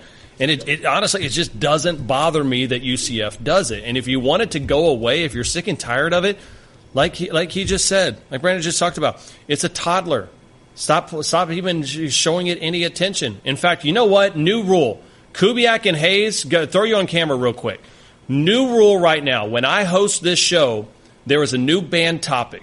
This will be the last time we talk about UCF when Peter Burns is hosting the Paul Finebaum Show. Can we agree upon that? Okay, well, with one caveat. Yes. What if they lose like 3 games next year? Can we point and laugh and say champions don't lose 3 games a year after winning a title? No, because we don't have to say it. At that point, you just point to it. Point? Okay, so if we have a little logo, we can point, laugh silently. That's it. Okay. Right there. Like I would point we'll to you just point guys to Orlando and laugh. That's it. Just a vague part of Orlando and just be like, we like Disney World. There's a school over there we're no longer talk about. But that's the reason why they did it. This is just somebody. There's no difference. And Feinbombers, you are great on Twitter. This is the difference. Like some people are just trolling you. Don't let UCF troll you. Dang it. I just brought them up. I banned the word. All right. More coming up. Peter Burns in for Paul. You're listening to the Paul Finebaum Show podcast. Put a little cherry on the top. This is the best Do you hear me? of the Paul Finebaum Show podcast. Welcome back into the Paul Finebaum Show. Peter Burns sitting in for Mr. Paul Finebaum. I am all hopped up on Dr. Pepper, sponsor tag, and a little spring football. We saw a lot of it, and one of the headlines that we're going to be talking about over the next 2 hours is this. Jared Garantano makes a big statement in the Tennessee spring game. That was up in Knoxville. You see him all smiles, and rightfully so. Played pretty well in the orange and white game. Jeremy Pruitt, though, says several Vols flat out quit in the spring game. Coach Pruitt, could you elaborate on that a little more? To me, it's kind of like our football team for the fans. You know, the ones that were here, I'm proud they were here. They're fired up. They're ready to get going, okay? And then there were some people that wasn't here that had legitimate reasons they couldn't be here. All right? And then there were some people that wasn't here that, why wasn't they here? It's kind of like our football team. So I think we all need to look in the mirror and see who we want to be. Oh, yeah. We are not talking about the mirror. We're talking about the mirror. And when this man looks at himself, he looks at a handsome, handsome gentleman. He is Greg McElroy, and he was on the call there in Knoxville. Hey, first of all, Greg, I appreciate you taking time from your extensive practice rounds for the Greystone member guest coming up this weekend. I know that's huge in your life, but the fact that you're spending a couple minutes with me, my friend, I do appreciate that. Well, I signed up and thinking that it was going to be Paul on the show, so yeah. I immediately regret that decision. Upon hearing Peter Burns filling in for Paul Finebaum, I was immediately thrown a curveball in which I did not hit. It was like a Florida Gator right-handed curveball. I mean, that thing was 12-6, untouchable. I just don't know how to respond. Well, you're on the ropes. It was a Brady Singer-like a fastball and curveball. I will say this. What did we see? What exactly did we see in Knoxville? Are we seeing a team that you're like, it could be pretty good, or a team that's still a work in progress, Greg? Work in progress. Okay.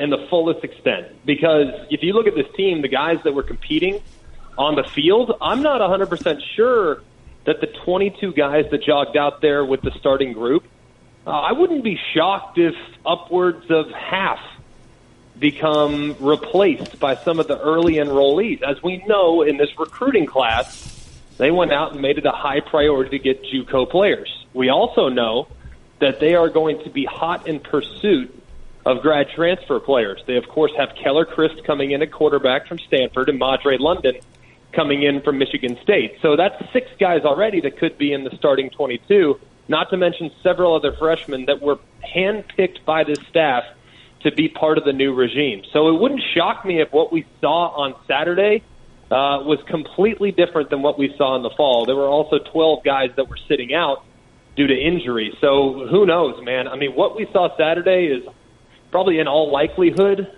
going to be a completely different looking unit when they tee it up in Charlotte against West Virginia. Greg, one of the things I have a new appreciation for is I've had been a part of a couple of game broadcasts and did the Ole Miss spring game, and last year I was on the sidelines for South Carolina spring game, is when the meetings with the coaching staff, and you guys do that every single week, and you get that information. It's closed doors, and you find out stuff. What was something you found out about Jeremy Pruitt that you didn't know, whether it be the way he runs his program or just a little nugget that you found out in those meetings that you left going, that's pretty cool?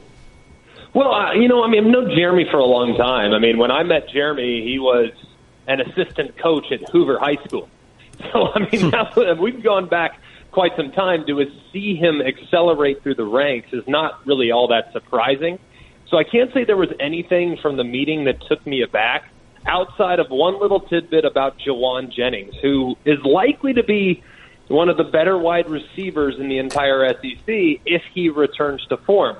He was a guy that was cast aside by the previous regime because of his own doing, made a lot of mistakes, did not hold himself to the letter of the law, and as a result, he was released and removed from the team at the end of the season. And Jeremy Pruitt said to him and met with him in January when he got the job, and he said, look, it's not going to be easy to get back in good graces at this organization. So I'm going to set the expectations for you so incredibly high that they're almost unreachable. I'm going to have you do this, and this, and ironed out a complete plan of everything that he expected Juwan to do. He said to us, frankly, he said, I honestly didn't think he'd even come close to being able to do all the things that we asked of him. He said not only has he done all those things, but he's surpassed the expectations that we laid out for him. So not only at this point would he become a member of the team, but likely a big-time contributor. So that was sort of the one thing that I was not expecting to hear, knowing what Juwan had dealt with in the past. But it appears like he has a newfound focus and commitment to the organization and is buying in to what the new coaching staff is asking to do. Well, and it feels like Pruitt's in there challenging his guys. I think what he did when calling out the fans was more kind of tongue-in-cheek, almost in the fact of he was trying to get a message to his team, much like Nick Saban and Kirby Smart and Will Muschamp does sometimes in the media, that he'll say something about one thing, but he really means it towards others. And how hard is that for a coach to come in, Greg, when you see it on any level, and you're walking into a locker room in which you didn't pick those guys? Right? Like those guys were already in there. How much do you have to recruit your own team when you take over? Well, I think there is some of that, especially when you are trying to completely change the philosophy within the organization. I mean, it's one thing if they're going from spread to spread and there's not really a huge transition and they're keeping the same defensive philosophies and you're going to be more of a player's coach as opposed to being a guy that is expecting an awful lot. I mean, Jeremy Pruitt is going to be a Nick Saban decisive. He's going to be a guy that is going to grind those guys like they've never been grinded before. And talking to all the players, that the coaches have been killing us to a certain extent when it comes to the workouts and what they're asked of them. But that's what's expected when you are associated with a Nick Saban type of program. Jeremy Pruitt's trying to implement his own strategy. Sure, there's a few nuances that he's changing, but they're changing with the way they work out. They're changing the way they practice. They're changing the way they walk around the facility. When they make a mistake, there's more accountability. So it's a complete shift in how the program is being run. You couple that with the different philosophy changes, both offensively and defensively, it's a completely different program. So all the guys that were recruited to run spread are now running pro style, and all the guys that were recruited to run 4-2-5 are now running 3-4 on defense, and it's a completely different shift. So it's going to take some time, and I really hope that Tennessee fans just are patient with the process and knowing that it might take a couple years, but in the long run, their shortcomings in the short term are going to be better for them in laying the foundation. Greg McElroy, our guest here on the Paul Finebaum Show. All right, let's put you to the test because you're one of the smartest people I know, and it really pains me to admit that. Thank you. That's nice of you. Yes, One of these? You're a gentleman. Yes, and a scholar. Which one of these three quarterbacks takes more snaps, meaningful snaps in 2018? Jalen Hurts at Alabama, Keaton Thompson over at Mississippi State, or Justin Fields at Georgia? Oh, my goodness. That's a tough question. Meaningful snaps. Meaningful snaps. Is it going to be Jalen Hurts at Alabama? Let me stall and repeat the question so you have time to make up a good answer. Okay. I'm going to go with Justin Fields at Georgia, and it's because I think Justin Fields, albeit maybe not as the starting quarterback, I just think it's going to be very difficult to unseat Jake Fromm. But I'd be shocked, absolutely shocked, if Justin Fields, given his skill set, wasn't used in that offense as a short yardage back or as a guy that's in there for the quarterback run game if they have both quarterbacks on the field at the same time, which we've seen at multiple places over the last few years, most notably at Penn State, where the backup quarterback, Tommy Stevens, is used sometimes as like a tight end, as like a situational player. They call it the, quote, lion position. Yeah. I think Justin Fields could be used in a real similar way. At Alabama would be obviously the second most likely with Jalen Hurts.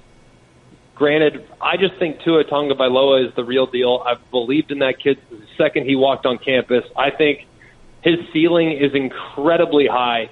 And I just worry about Jalen Hurts after the performance Saturday. I worry about where he is from a confidence standpoint. How confident is he in his own abilities? He looked tentative. He looked inaccurate. He looked timid at times, scared to make a mistake. And those are all things that we were hoping he would have made progress in. So at this point, if I had to rank the three, it'd be 1, Justin Fields, 2, Jalen Hurts, 3, Keaton Thompson, because I don't see him playing unless something very unforeseen happens. And I hate to say it, but it would probably require an injury to Nick Fitzgerald. Yeah.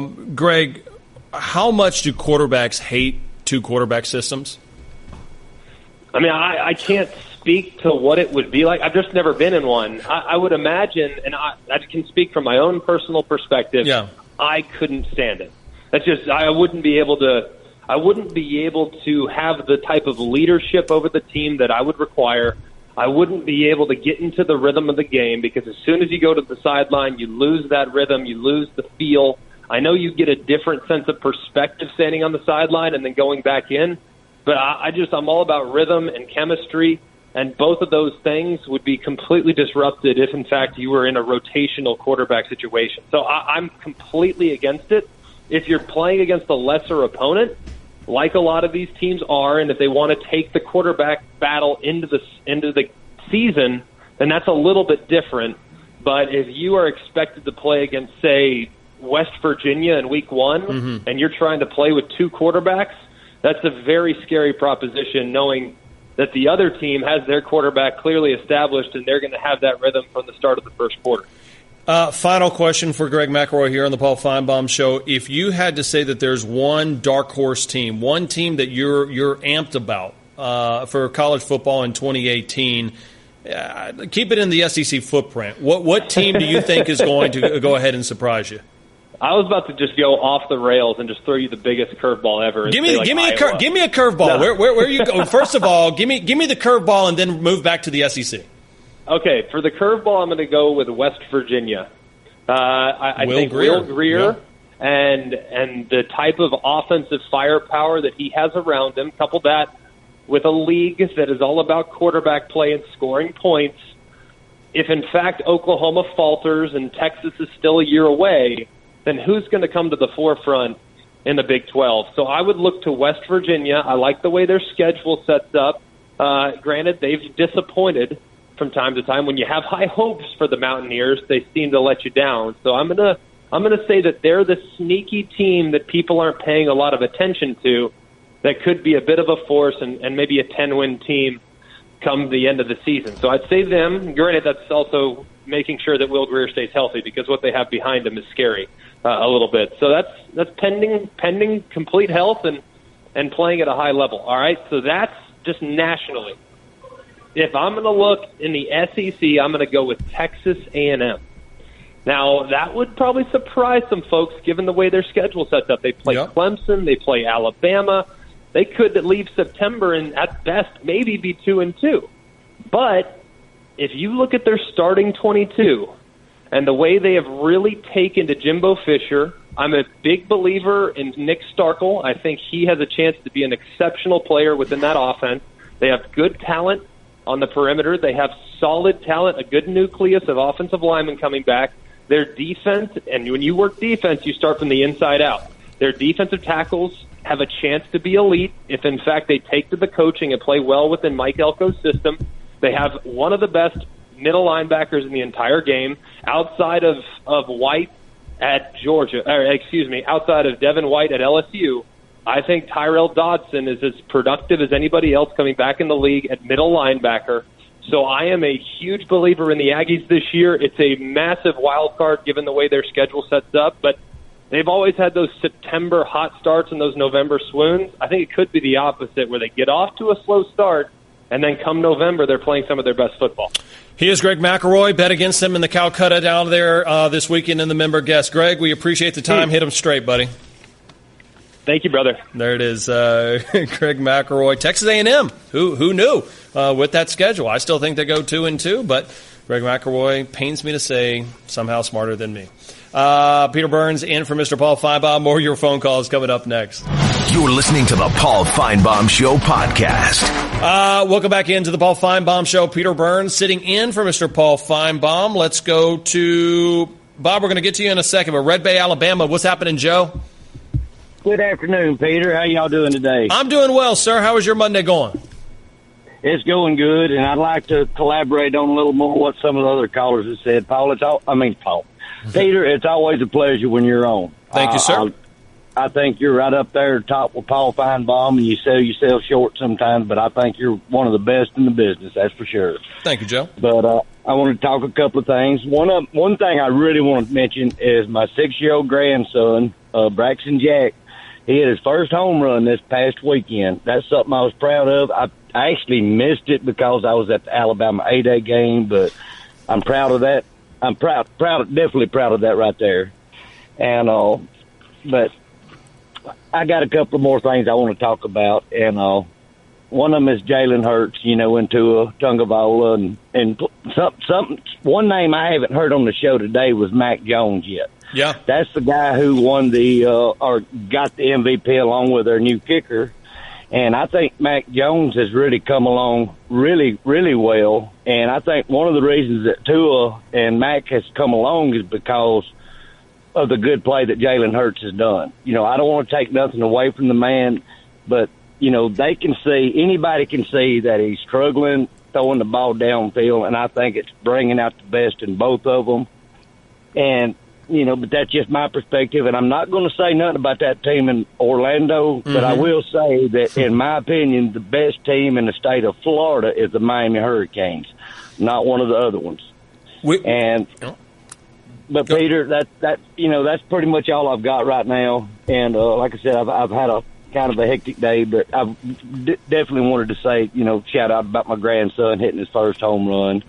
And that is awesome, Joe. Hopefully we see him here, and I'm covering here in 20 years from now on the SEC Network. That would be awesome. As far as Mac Jones, he was the third-string quarterback, and he had, a pretty fantastic day when it came down to it. And I think it was 25 of 32, and that was important for him simply for the fact of now Nick Saban can take a look and say, you know what, if all of a sudden somebody does transfer, and we don't know that to be the case, but if he does, he at least has a backup option. Let's take more of your phone calls right now. Let's go out to Chattanooga, Tennessee. That is Bob. Bob, thanks for joining Peter Burns in for Paul. What's up? Hey, Paul. I'm sorry, Peter. Hey, listen, as long as I'm called by one of the apostles' names, I've been called a whole lot worse, my friend. I've spoken to Paul many, many times. And my only problem with Paul and the show overall is that it seems to be 80% Alabama, 20% SEC. I don't like that.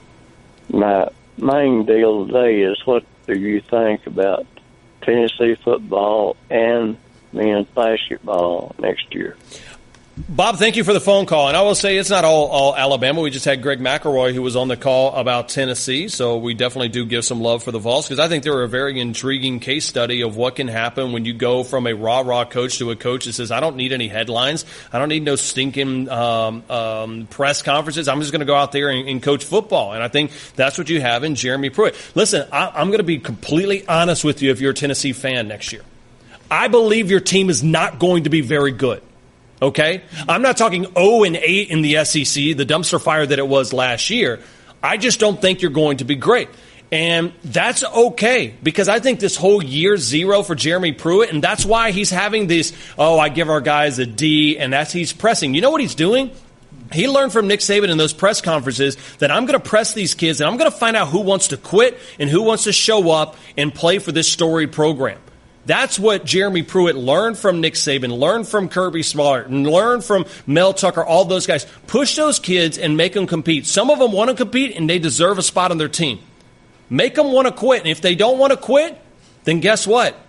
They have Rocky Top as their cell phone ringtone, right? They love it, and they will be there for you. Some of those kids will quit, and guess what? You don't want them.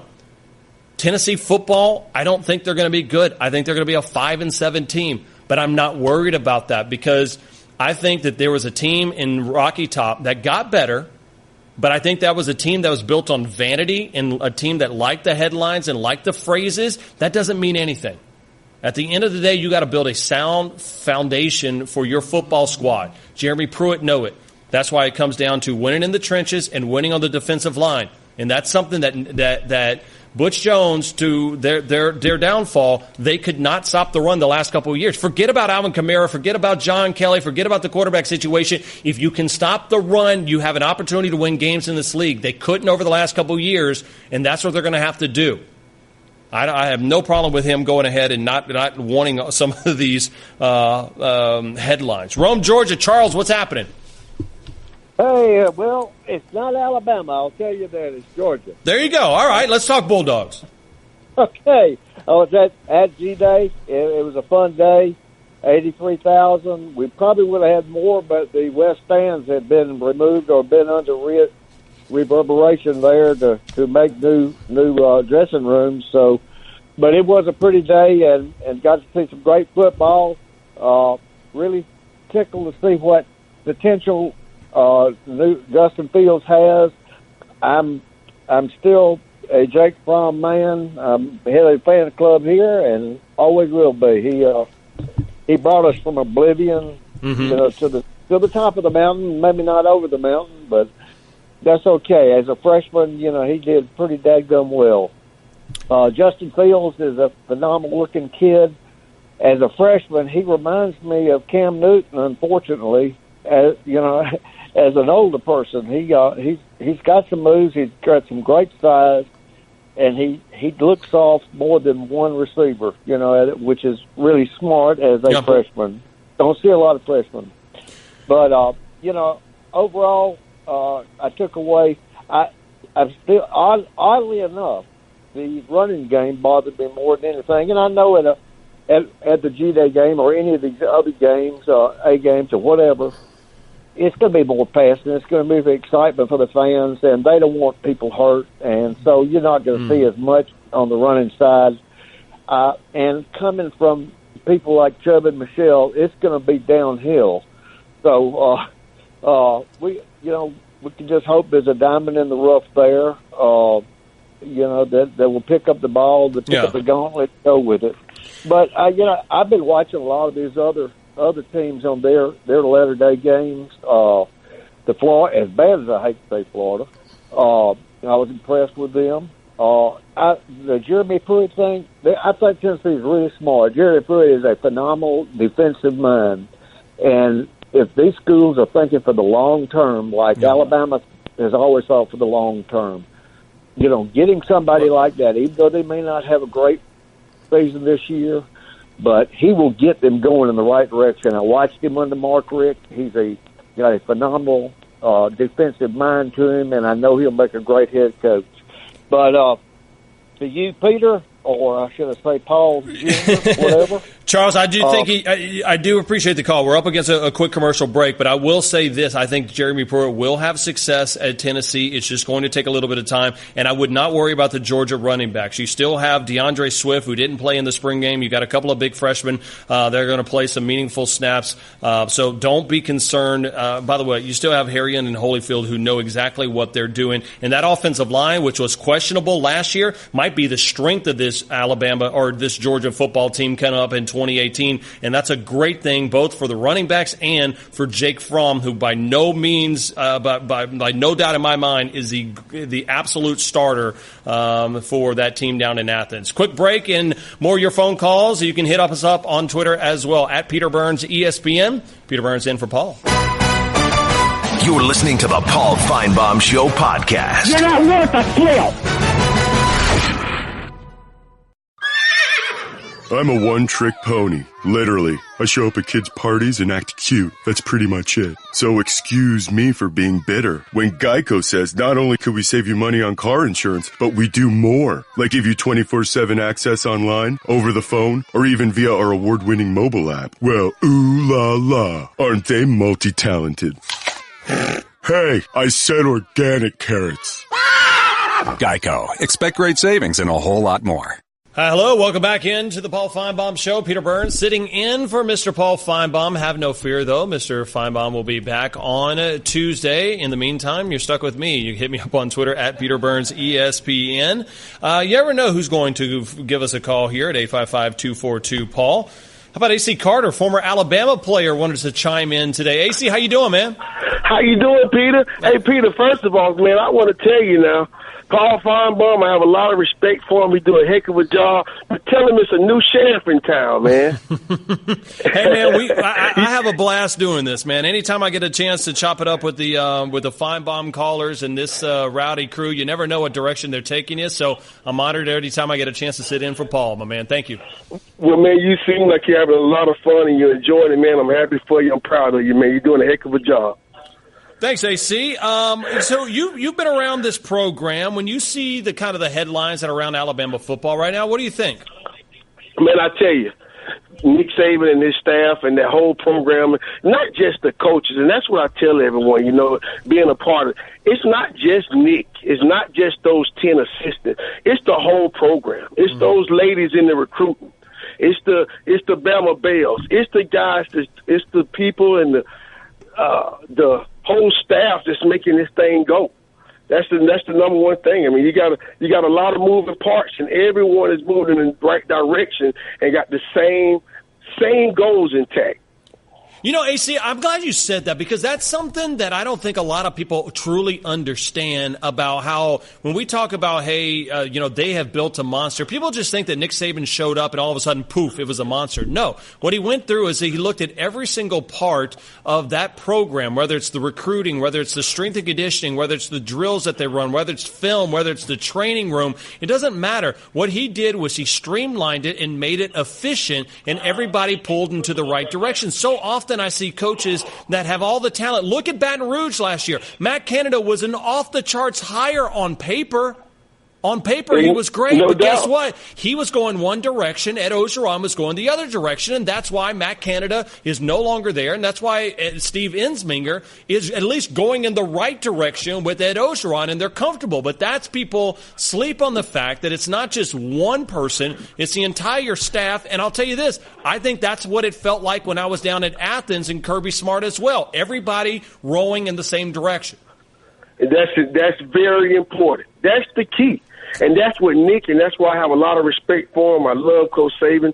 He's a tremendous mentor to me, like a father. My kids love him. They go run and hug him every time. But when I was there as a graduate assistant in 2007, I was there for 1 year. But in that 1 year, what I sponged and what I soaked up, what he poured into the other guys with the passion, the love that he brought, and the intensity to the details, to not just throwing the right pass, but making sure that it's paper in the printer, making sure that you're on time, making sure that you look presentable, making sure that you're doing the little things right. Wait, That's AC, hold on. Did you really say that he was making sure there was paper in the printer? Because part of me, I can just envision Nick Saban going to every printer in the football ops building and go, AC, there's not enough printer in printer 4A on the second building. And just absolutely saying in a staff meeting, like, why was there no paper in the printer? Why is the toner out?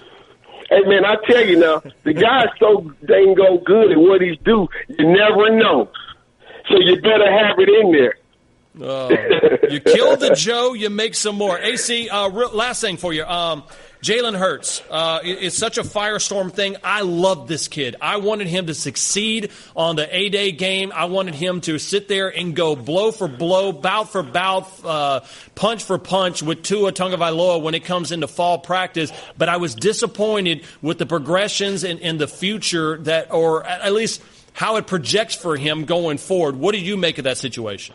Well, I tell you now, the guy's a tremendous. He's a winner. Let me start off by saying that the guy's a winner. And so no matter when you watch film as a player, as a coach, it ain't as bad as it seems when you're watching the film. Mm-hmm. You know, so you evaluate that. But I think he's coming in. The guy brings a lot to the table. Football, the game, it's about team.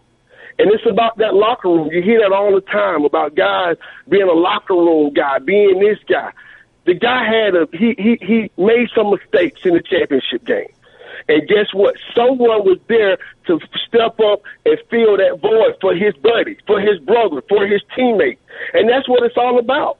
You know, we put a lot on these young men, and we want them to be great, and we project them to be first rounders and to be this Peyton Manning or throw a lot of great passes. But the guy was a winner. Someone had to get us there. Someone had to lead us to that direction, and I think he did a heck of a job. Whatever distraction or whatever happened to where he didn't play well, that's what his buddy's there for. That's what Tua is there for, to step in and make those plays for him and fill in for your buddy when he's not capable, when he's down, or when he's not doing well, or when he's not playing well. That's what makes football great. That's what makes football a team. That's what it's all about.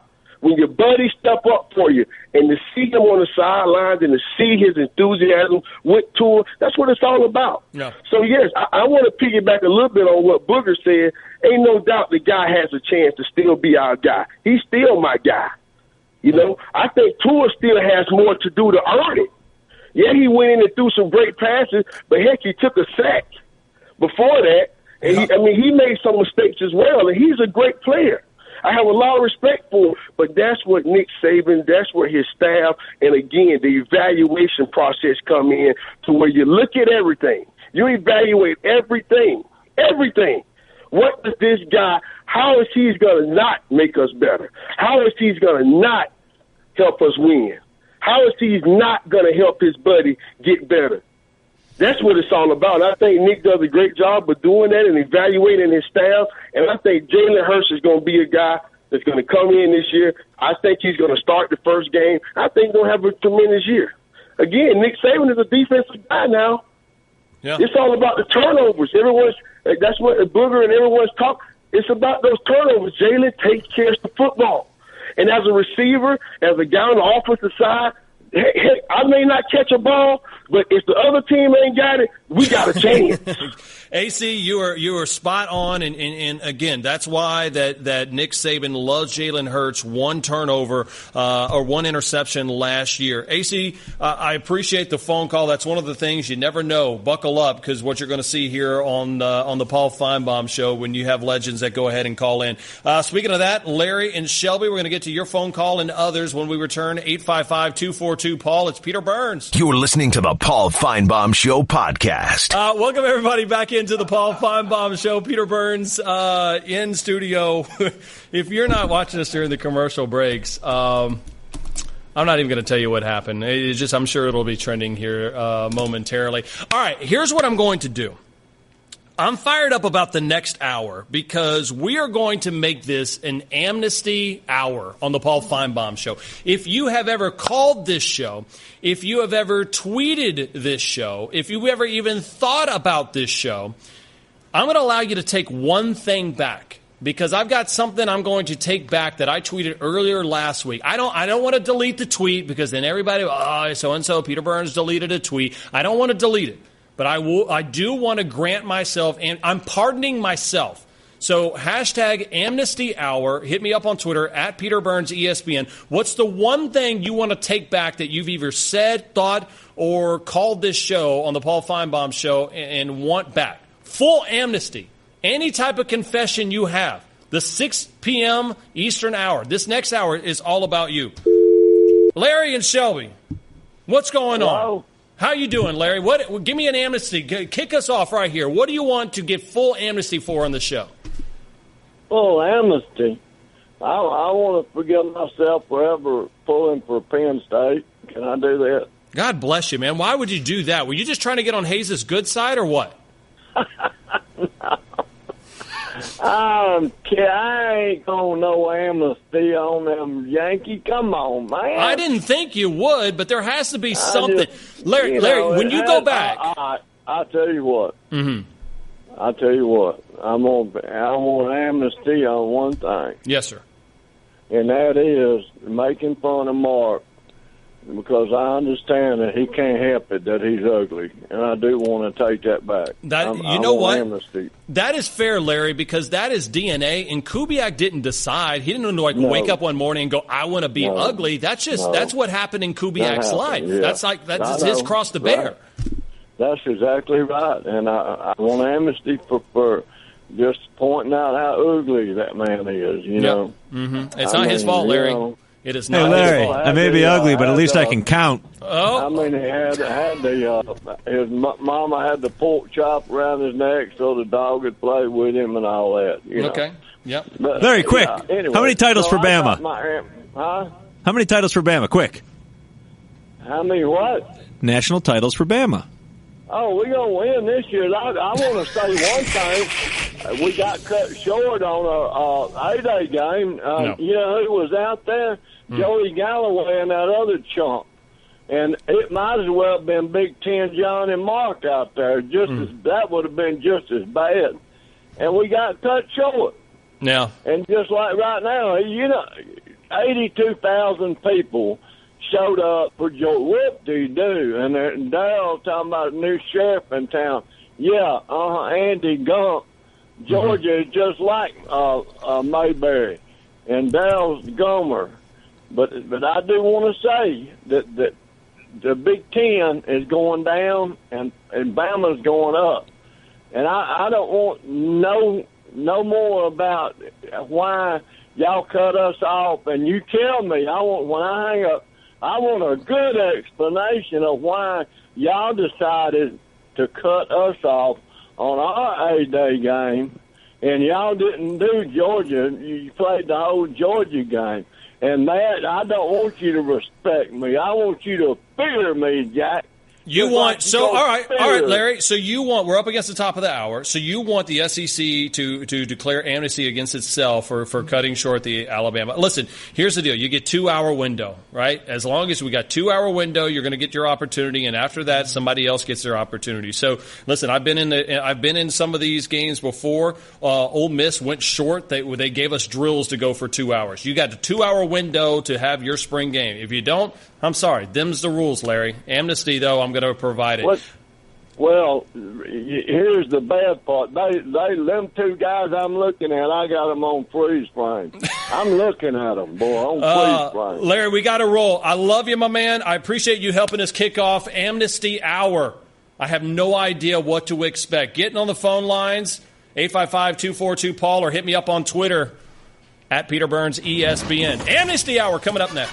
You're listening to the Paul Finebaum Show podcast. Put a little cherry on the top. It was BYOG, bring your own guts. This is the best Do you hear me? of the Paul Finebaum Show podcast.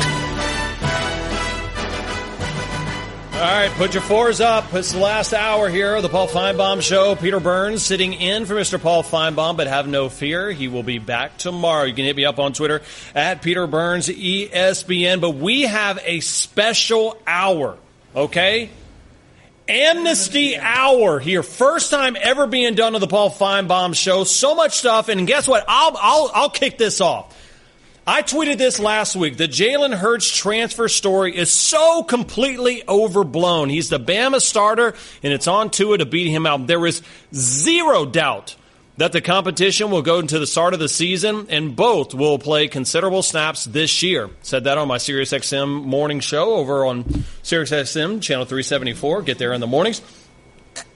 I would like to go ahead and grant myself amnesty. After watching this weekend, I am providing myself amnesty. I'm pardoning myself for that tweet that I said last week. And the reason why is I fully believed when I tweeted that last week before the A-Day game that Jalen Hurts was going to take this opportunity to really supplant himself as the starter, right? I mean, we've seen it, 26-2. He's been a fantastic leader. He's meant so much to this Tide team, and I still think he does, right? However, this was an opportunity for him to show the coaches, hey, I'm developing. I'm working through my reads a little bit more. I'm completing a little bit more of the deep passes. And I sent that tweet saying that this whole storyline of Tua versus Jalen is overblown, that the transfer thing, there's nothing to it.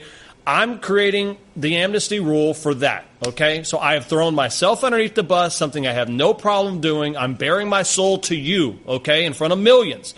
That's the amnesty that I want. Hayes Kubiak, would you please grant me amnesty for that tweet that I sent before the weekend?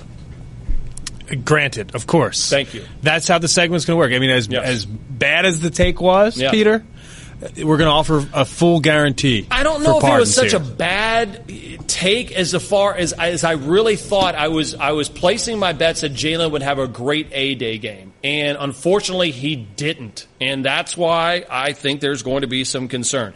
Let's go ahead and go Glasgow, Kentucky. Todd, Before your phone call, what's one thing you want amnesty for that you either said, you called, or you tweeted about to this show?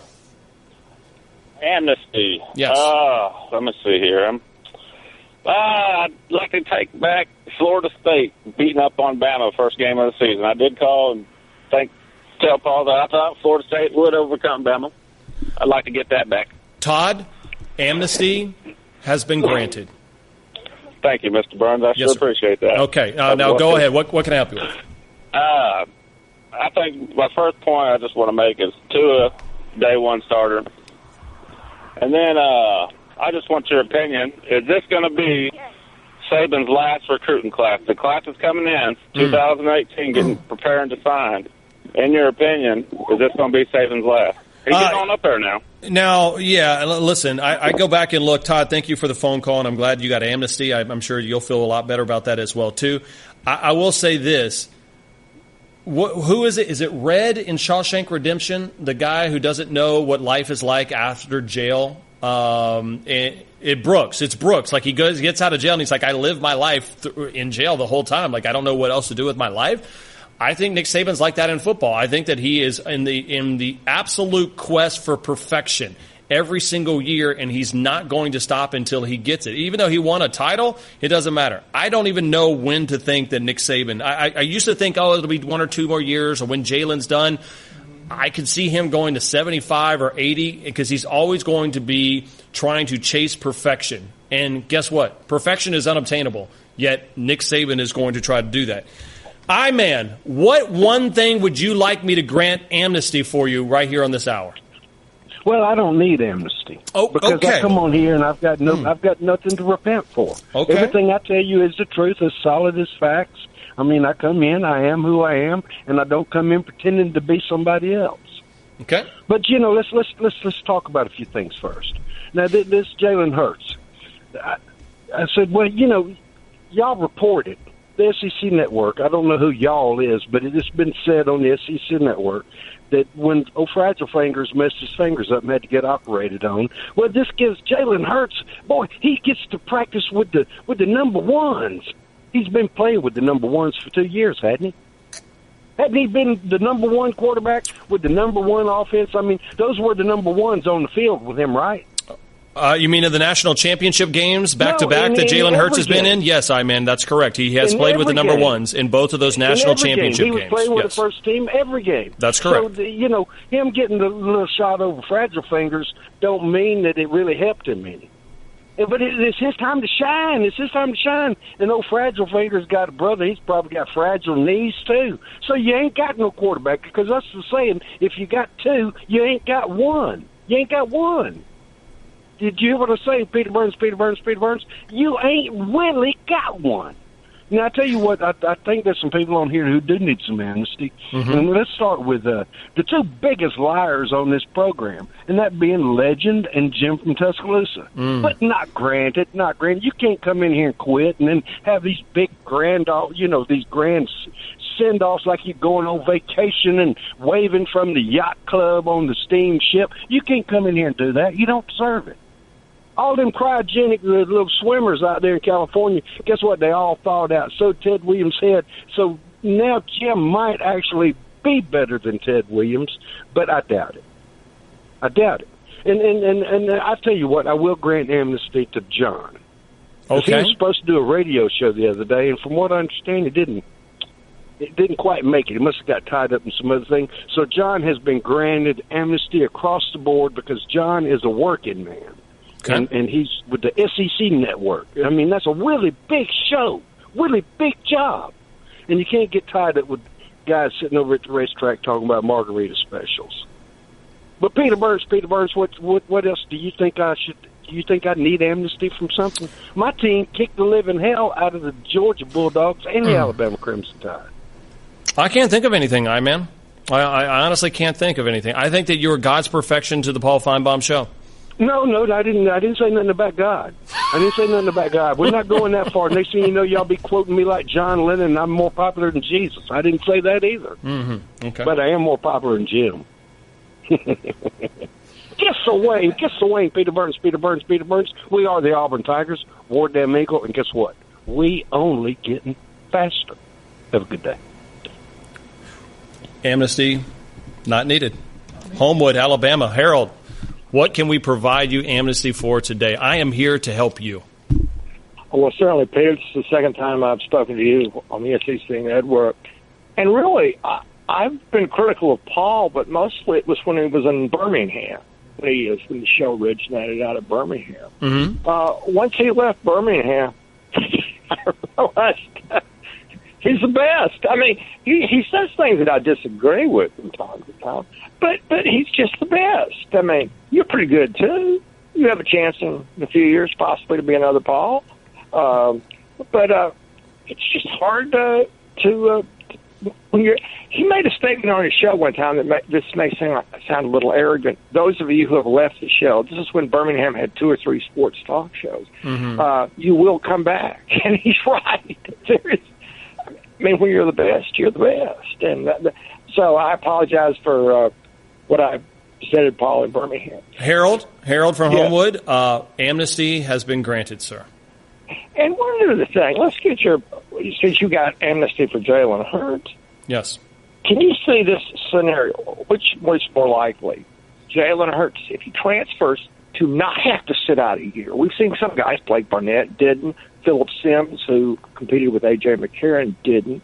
Or can you see him transferring to a Division I school and not having to sit out a year? Or can you see him, if he does transfer, can you see any situation where he might go to a Division I AA or a Division II school? I don't see that happening. Harold, thank you for the phone call. I will say this. If he does transfer after this year, absolutely. If he stays on Alabama's roster, and this is why it's very important, if Jalen Hurts stays, and let's say he doesn't win, or let's say he wins it, and they split time in Tuscaloosa, he will graduate. He's on pace to graduate in December, and by that point, if he graduates from Alabama in December, he can transfer anywhere he goes. I believe outside of the SEC, he doesn't have to sit out a year, kind of like how Russell Wilson was able to transfer from NC State and Wisconsin and go straight in because he already earned his degree. I have no problem with that.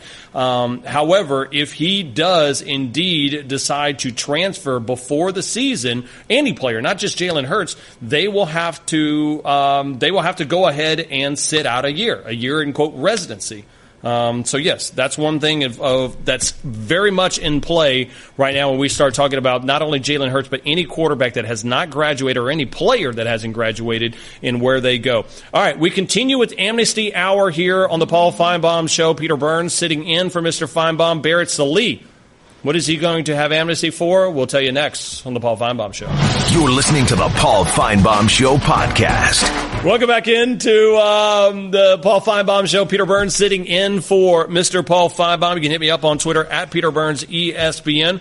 We've been having some fun with you guys. It is Amnesty Hour, okay? Phone lines are packed, but get us on Twitter at Peter Burns ESPN. What do you want amnesty for? I created this deal, and I said I'm providing amnesty from myself, who said earlier last week I did not think that there would be a transfer, quote, drama or controversy around Jalen Hurts. That's because I thought he was going to have a big weekend. He did not have a big weekend down in Tuscaloosa. I still think he's a great teammate. But Barrett Sallee had this tweet. He might not want amnesty for this one. It's NFL Draft Week, and we are inching closer to a dumb NFL team choosing Josh Allen over Lamar Jackson. Barrett Sallee, would you like amnesty on that tweet that you sent out earlier, or you feel strong about that? I'm feeling very strong about that. Josh Allen is a middle-of-the-road Mountain West quarterback who did nothing special in a conference that you should do special things in if you're a really good quarterback, regardless of, what your wide receivers are like. And I do find it funny, Peter, that Josh Allen, one of the knocks that people have against him that his defenders sort of point out is that, well, his receivers weren't very good.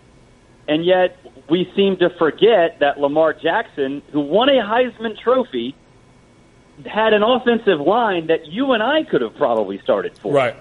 So, it's funny how that part of it just sort of gets forgotten about, and yet Josh Allen has these built-in excuses. I will say this, Barrett. I think Lamar Jackson will be fun. I pull for the young man. I think he's not going to be a successful NFL quarterback. I just, I find I don't want amnesty on that take because I believe in that. Is there an SEC football take that you, Barrett Sallee, you want amnesty for here on this show? Right here, right now, I will hear your grievance and I may grant you amnesty. Yeah, I mean, I last year I was pretty good with the things that I said. 2 years ago, yes, I said Tennessee was going to win the SEC East. That didn't happen. That didn't even come close to happening. I bought into the Butch Jones hype, and I apologize for that. That was incredibly dumb, and I should be criticized from now until the end of eternity for that. One that was even worse that year outside of the SEC realm, I thought Notre Dame would go 12-0 in 2016 and make the college football playoff, and they went 4-8. So that was I'm sorry that people actually had to pay attention to that because that was probably the stupidest thing ever said or written on the internet. Yeah, and I think that was pretty dumb, but it happens. Barrett, but you said Alabama was going to go 8-5 one year. Yeah, again, I mean, listen, we are birds of a feather flock together, my friend. That's why we're talking on the radio in front of a national audience. Hey, Barrett, amnesty granted. Okay, thank you. I appreciate that. Hey, when you look at these spring games, what's the one takeaway that surprised you? Tennessee, Georgia, Alabama, LSU, Mississippi State. Over this weekend, what did you circle and go, holy heck, did that really just happen? Well, it was Jalen Hurts. I mean, it's the obvious answer because, look, people can have their opinion of Jalen Hurts as a passer and whatnot, but I didn't think he'd actually regress, despite having first-team snaps for the entire spring. And it looked like he regressed. I thought that there would be something that you can say, oh, okay, he worked on that and he got better. He improved that part of his game.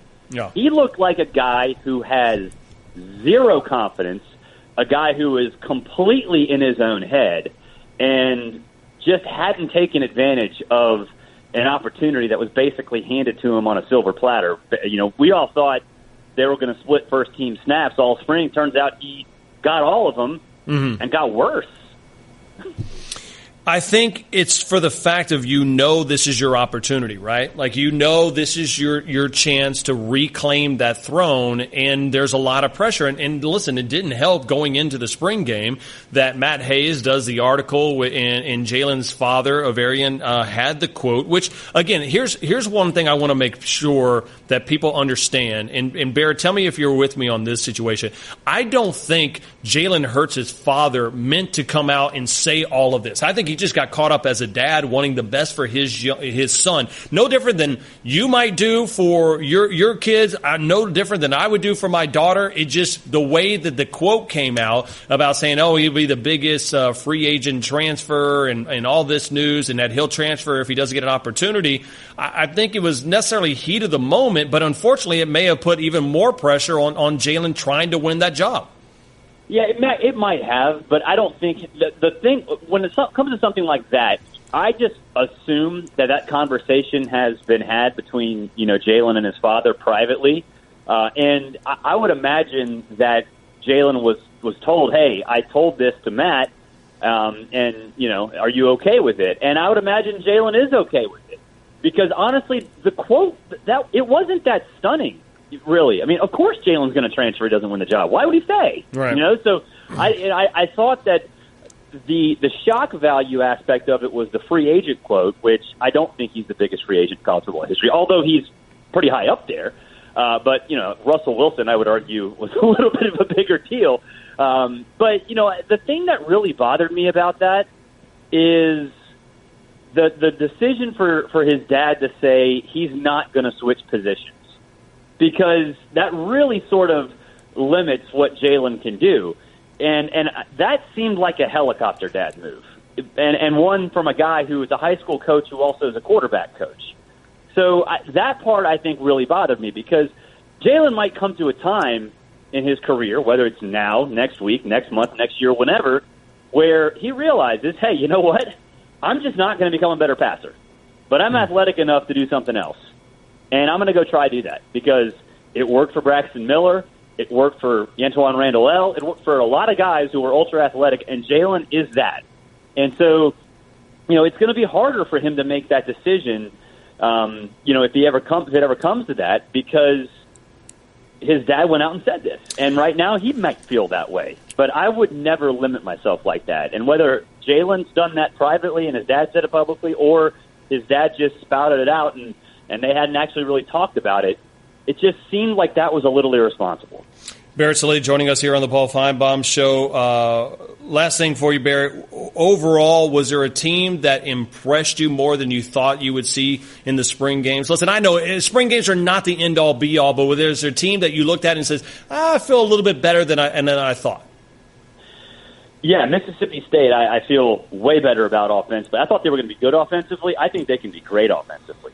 I think they had a couple of playmakers outside that showed out a little bit in the spring game. But, you had basically Keaton Thompson running with both teams. He's good. Nick Fitzgerald's good. Arius Williams good. And Kylan Hill, I think, is the best running back on that roster, and he scored 2 touchdowns. I think the transition to Joe Moorhead from Dan Mullen is going to be about as seamless as you can possibly get. And that offense is good enough to put the fear of God in anybody that it plays. Now, defensively, how consistent will they be? I don't know. They do have some good players on that side of the ball, but, and they may be able to just be okay and still be competitive, because that offense, that looks scary.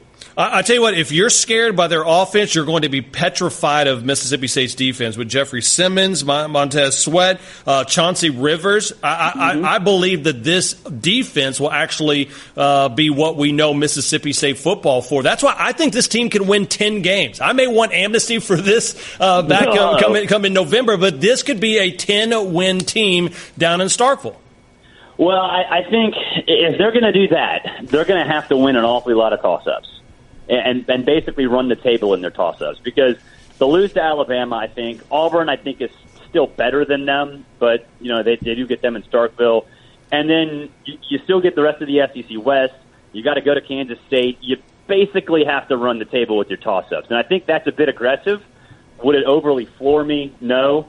But it's not like Mississippi State can just, roll their helmets out of the locker room and strike fear into their opponents. They have to go out and earn that, and they have to do it consistently against a schedule that I think is pretty tough. And so, 10 wins, I think, you might want amnesty on that. But would it be surprising if they were in every game that they play? That would not be surprising at all. I can't wait to watch it. You can follow him on Twitter at Barrett Sallee. Barrett, we appreciate the time. We'll talk to you soon, bud. All right, thanks for having me, Peter. There it is, Barrett Sallee joining us. All right, quick commercial break. We get back to your amnesty phone calls. What can I grant you amnesty from that you said or tweeted the Paul Finebaum Show? I will grant that next. Peter Burns in for Paul. You're listening to the Paul Finebaum Show podcast. You're not worth a flip. I don't know how else to say this, so I'll just say it. What is it, Linda? I think we should see other people. Are you breaking up with me? On a roller coaster? Well, we do have a lot of fun. Maybe we should stay together. An emotional roller coaster? Surprising. What's not surprising? How much you could save by switching to Geico. I just need a little me time. Geico. 15 minutes could save you 15% or more. All right, welcome everybody back into Amnesty Hour here with the Paul Finebaum Show. You can follow me on Twitter at Peter Burns ESPN if you can't get in. Let's go to Argo, Alabama. Linda, congratulations. You have an opportunity to get amnesty here on this show. What can we provide amnesty for you?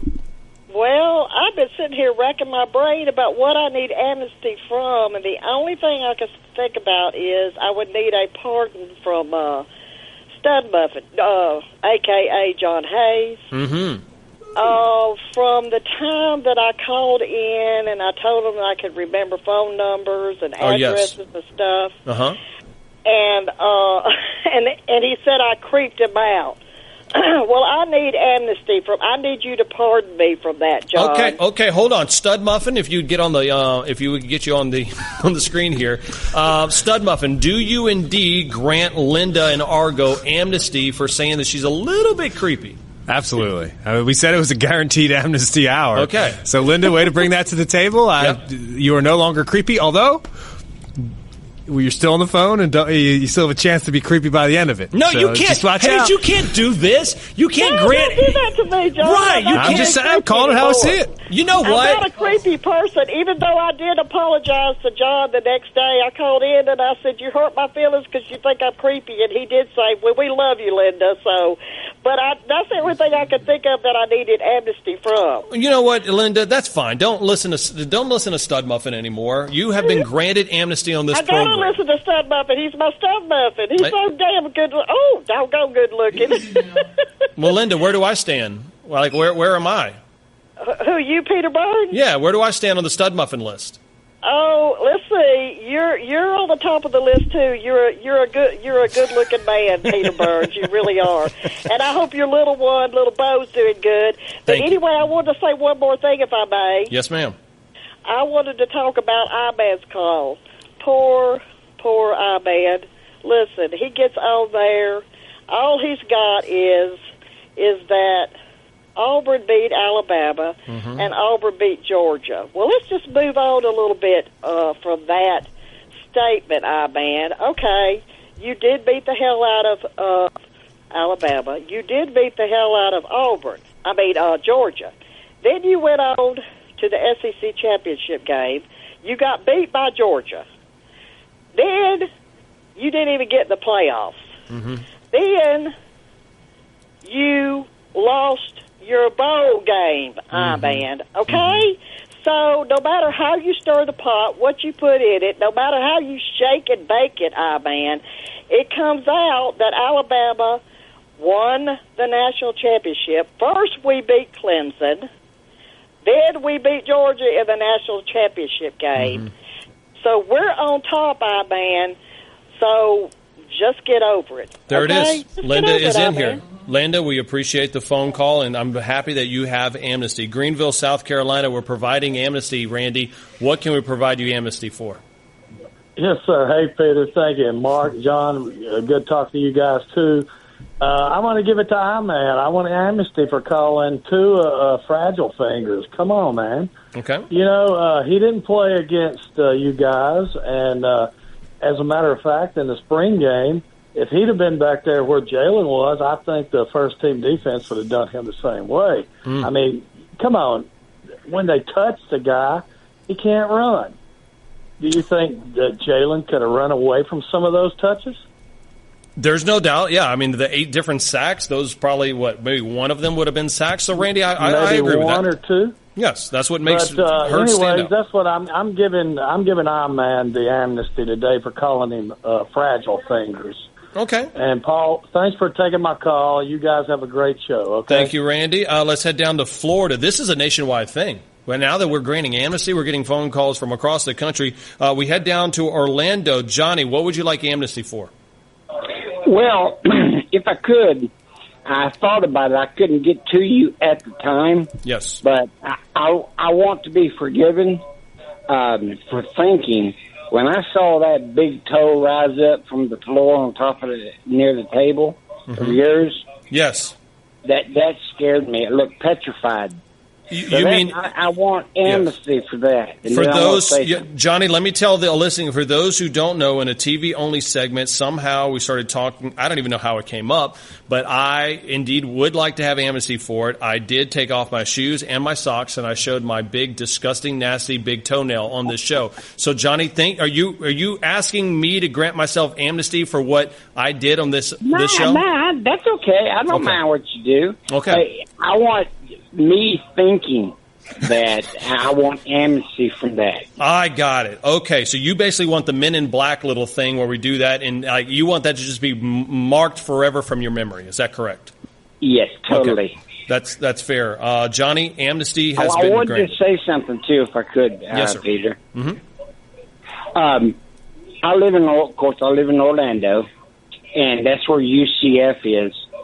And I wish you guys wouldn't jump on UCF like you do. Mm-hmm. First of all, I don't know how many people on your show know, and people in the country, UCF's the largest college in America. Yes, a lot of people, like 70,000 students, if I'm not mistaken, or something like that. It's almost the population of Alabama. Okay. But in Central Florida, when you talked a little earlier in your show, you were talking about people don't care except maybe the people in Central Florida. Mm-hmm. Well, if you take Central Florida in itself, you're talking 8 million people. Okay, and that's just about the population of all of Alabama. I will tell you this, Johnny, 8 million people may think that school in Orlando is a national champion, and 8 million people would be absolutely 100% embarrassingly wrong. There's one national champion, and it's out in Tuscaloosa right now. That's the Alabama Crimson Tide. Let's go to Key West, Florida. Daniel, what would you like amnesty for? Hey, Peter. What's up, man? So I never said this, and I never tweeted it, but after the Georgia game, and I am an Alabama fan, I said to myself and a couple of my friends that Auburn would be Alabama. And I was right, but I feel absolutely awful about it. So I would like amnesty for that. Wait, one more time. That you said what would happen, Daniel? I said that Auburn would be Alabama. I got scared, and I'm an Alabama fan. Went to the university, very proud, very diehard. But I was afraid that it would happen, and it did happen. And I would like amnesty for that because I felt I played into Auburn's strength. I don't. You know what? I'm not going to grant you amnesty for that because that's you went with your gut, right? You felt that Auburn was going to beat Alabama, and that was that ended up being the right call, right? They ended up winning the SEC West. I was in that building a couple weeks ago. It says SEC West champions 2017. So no, amnesty is not allowed, Daniel. One more time, give me something else that you need amnesty for. I mean, have you made a mistake have you burned a pot roast or anything like that, or the yard looked crappy? Like what else, Daniel? No, Peter, you know what? I've been pretty good. I mean... Okay. You know? Okay, Daniel, listen, I'm just saying, if you want amnesty, I will give you amnesty, but for something that you need. Highland Beach, Florida. Ron, what can I grant you amnesty for? Ron, you there? Amnesty for Ron, who did not pick up the phone. America's Georgia, Bama Nick. What can I get you amnesty for, Bama Nick? Yeah, Peter Burns, that might be a quick, a trick question here because I self-imposed a ban on myself about 3 or 4 months ago for saying something that Kathy didn't appreciate. Mm-hmm. So I kind of don't want to bring it up again, but Paul didn't like it. The one thing I don't. I'm afraid to even ask what that is, Bama Nick. Well, that would be great, Peter. I'm sure Big Ten John and Mark probably knows. It's when y'all had the segment about colonoscopies and stuff. Yeah, I'm good, Nick. Bama Nick, I'm good. We don't need anything of that. We already had a bad toenail here on the show, so we're going to stick clear of anything below the naval situation here. Is we won't be talking about here on the show. Well, there you go. That's why I'm not going to say. But what I want to ask you about, Peter, Tua, he didn't play, but Mac Jones played good in the A-Day game. Yep. And then Matt saying Georgia's still number one in recruiting. I don't think so. I think Alabama jumped ahead of them after 2 commits after A-Day game with Tua's younger brother. Yeah, so, what we are, and first of all, Nick, we can't really talk about any kind of commits here on the SEC Network because we don't know where they end up signing. Committing is like a promise ring, right? Like, you can give a girl a promise ring or a guy a promise ring doesn't mean that you're necessarily going to get married to him until signing day. So, but I will say this, when it comes down to it, and they looked at the 2018 recruiting rankings, it was number 1. It was the University of Georgia. Guys that'll sign, that'll be in campus, that's going to be what Georgia is building, and that's why it's a beast. More of your phone calls. We'll go rapid fire amnesty rules here on the Paul Finebaum Show. Peter Burns sitting in for the Mouth of the South. You're listening to the Paul Finebaum Show podcast. Put a little cherry on the top. All right, welcome everybody back. Final segment. Let's finish strong here. Peter Burns in for Paul Finebaum. We are granting amnesty. Here's what I'm going to do. Let's go rapid fire because I don't want to shortchange anybody. Let's go right off the top of the list and go down. Robbie in Auburn, Alabama. Rapid fire. What do you want amnesty for, Robbie? I want amnesty for the time I was jumping, hooping, and hollering in my apartment when we hired Gus Malzahn over Turf Smart. Because I wish to this moment that we had it the other way. I will tell you this. I was down there at Auburn. I think Kirby wouldn't have fit in as well at Auburn as he's going to fit in at Georgia, and I think now with a new contract, I'm not too worried about that. So amnesty, not granted. Sorry, Robbie. Arkansas, we go. Scott, what can I get you amnesty for right now? Really quick. Hey, Jalen Hurts' dad may or may not need amnesty. There's a piece of information about this we don't have, whether or not he had Jalen's permission to make a statement like that. On the outside looking in, it looks kind of like a LeVar Ball movie, kind of classless. I don't think we have all the information to be hard on his dad yet. Yeah, you know what? I will grant amnesty for Jalen Hurts' dad because I think that the quote was taken, not a quote out of context. I just think that like we would be with any of our sons or daughters, we want the best for our kid, right? And we want them to compete. So I will grant amnesty for Jalen Hurts' dad for saying what he did. I'm not going to fault the dad. Now, if he said out there and he stomped his feet and said, hey, get me into Nick Saban's office, I need to talk to him right now and said it, that's a whole different ball of wax. But for him being passionate to a reporter who it may have been the 15th question in one throwaway line that all of a sudden got the headlines, I'm with you, Scott. I will grant amnesty towards that dad. All right. Madison, Mississippi. Bill, what can I grant you amnesty for? Rapid fire. Let's go. I'd like to ask for amnesty on behalf of the thousands of us that fell for the UCF hype and tweeted that they were this cute little nice bunch of people down in Florida when all they are is really a bunch of whiny babies with their pretend national championship. I'm not going to say whiny. I'm not going to grant amnesty there, Bill, because I'm not going to grant amnesty because, you know what, if I'm UCF, all they're doing is trolling. Right at this point, I wouldn't even say they're whiny babies. They are trolling. So anytime that you give any type of credit to a troll, all that does is it's like the little Mario who grabs the mushroom and gets bigger and bigger and bigger. That's what it is. So amnesty not granted there. Chattanooga, Tim, what can I get you amnesty for? Rapid fire. What's up? Yeah, you can give me amnesty for saying 5 years ago that I thought Butch Jones was the real deal. And I'd like amnesty for Jalen Hurts for playing with the offensive line that struggled just as much as he did. All right, Tim. I'm going to need some help here, Kubiak and Hayes, because I'm conflicted on granting amnesty, because some of these have been easy that I'm either going to grant amnesty or I'm not. The question was Butch Jones believing, or he wanted amnesty for believing that Butch Jones was going to make Tennessee a contender again. I lean towards not providing amnesty for that because I, too, thought that Butch Jones had got this program back to at least being relevant again. So I don't know if he needs amnesty for that. We were all duped. Granted. Hayes? I'm just handing out amnesty in this hour. Just flying around. You got it. You know what? Tennessee fans deserve Peter, it. you can have amnesty for thinking that about Butch Jones as well. So can you, Coops. Yeah. Amnesty granted. Amnesty granted. He fooled us all. Amnesty granted. Brick by brick. Jackson, Tennessee. Brick by brick. Leadership rep. 5-star heart, Paul. What can I grant you amnesty for? Peter. Yes, Paul. Long-time listener, first-time caller. First time listening to you, Paul. Oh, man, I'm excited to be on here. Peter, I want amnesty for Butch Jones era. He was brick by brick. I believed in him. Yep. But, man, I want amnesty for Tennessee being 7-5. 7-5 this year. All right. I will get that. Real quick, David, you got 10 seconds. What can I grant you amnesty for? I need amnesty for being a Gator fan that thinks that every year they're going to escape mediocrity. But then we don't. Thank you.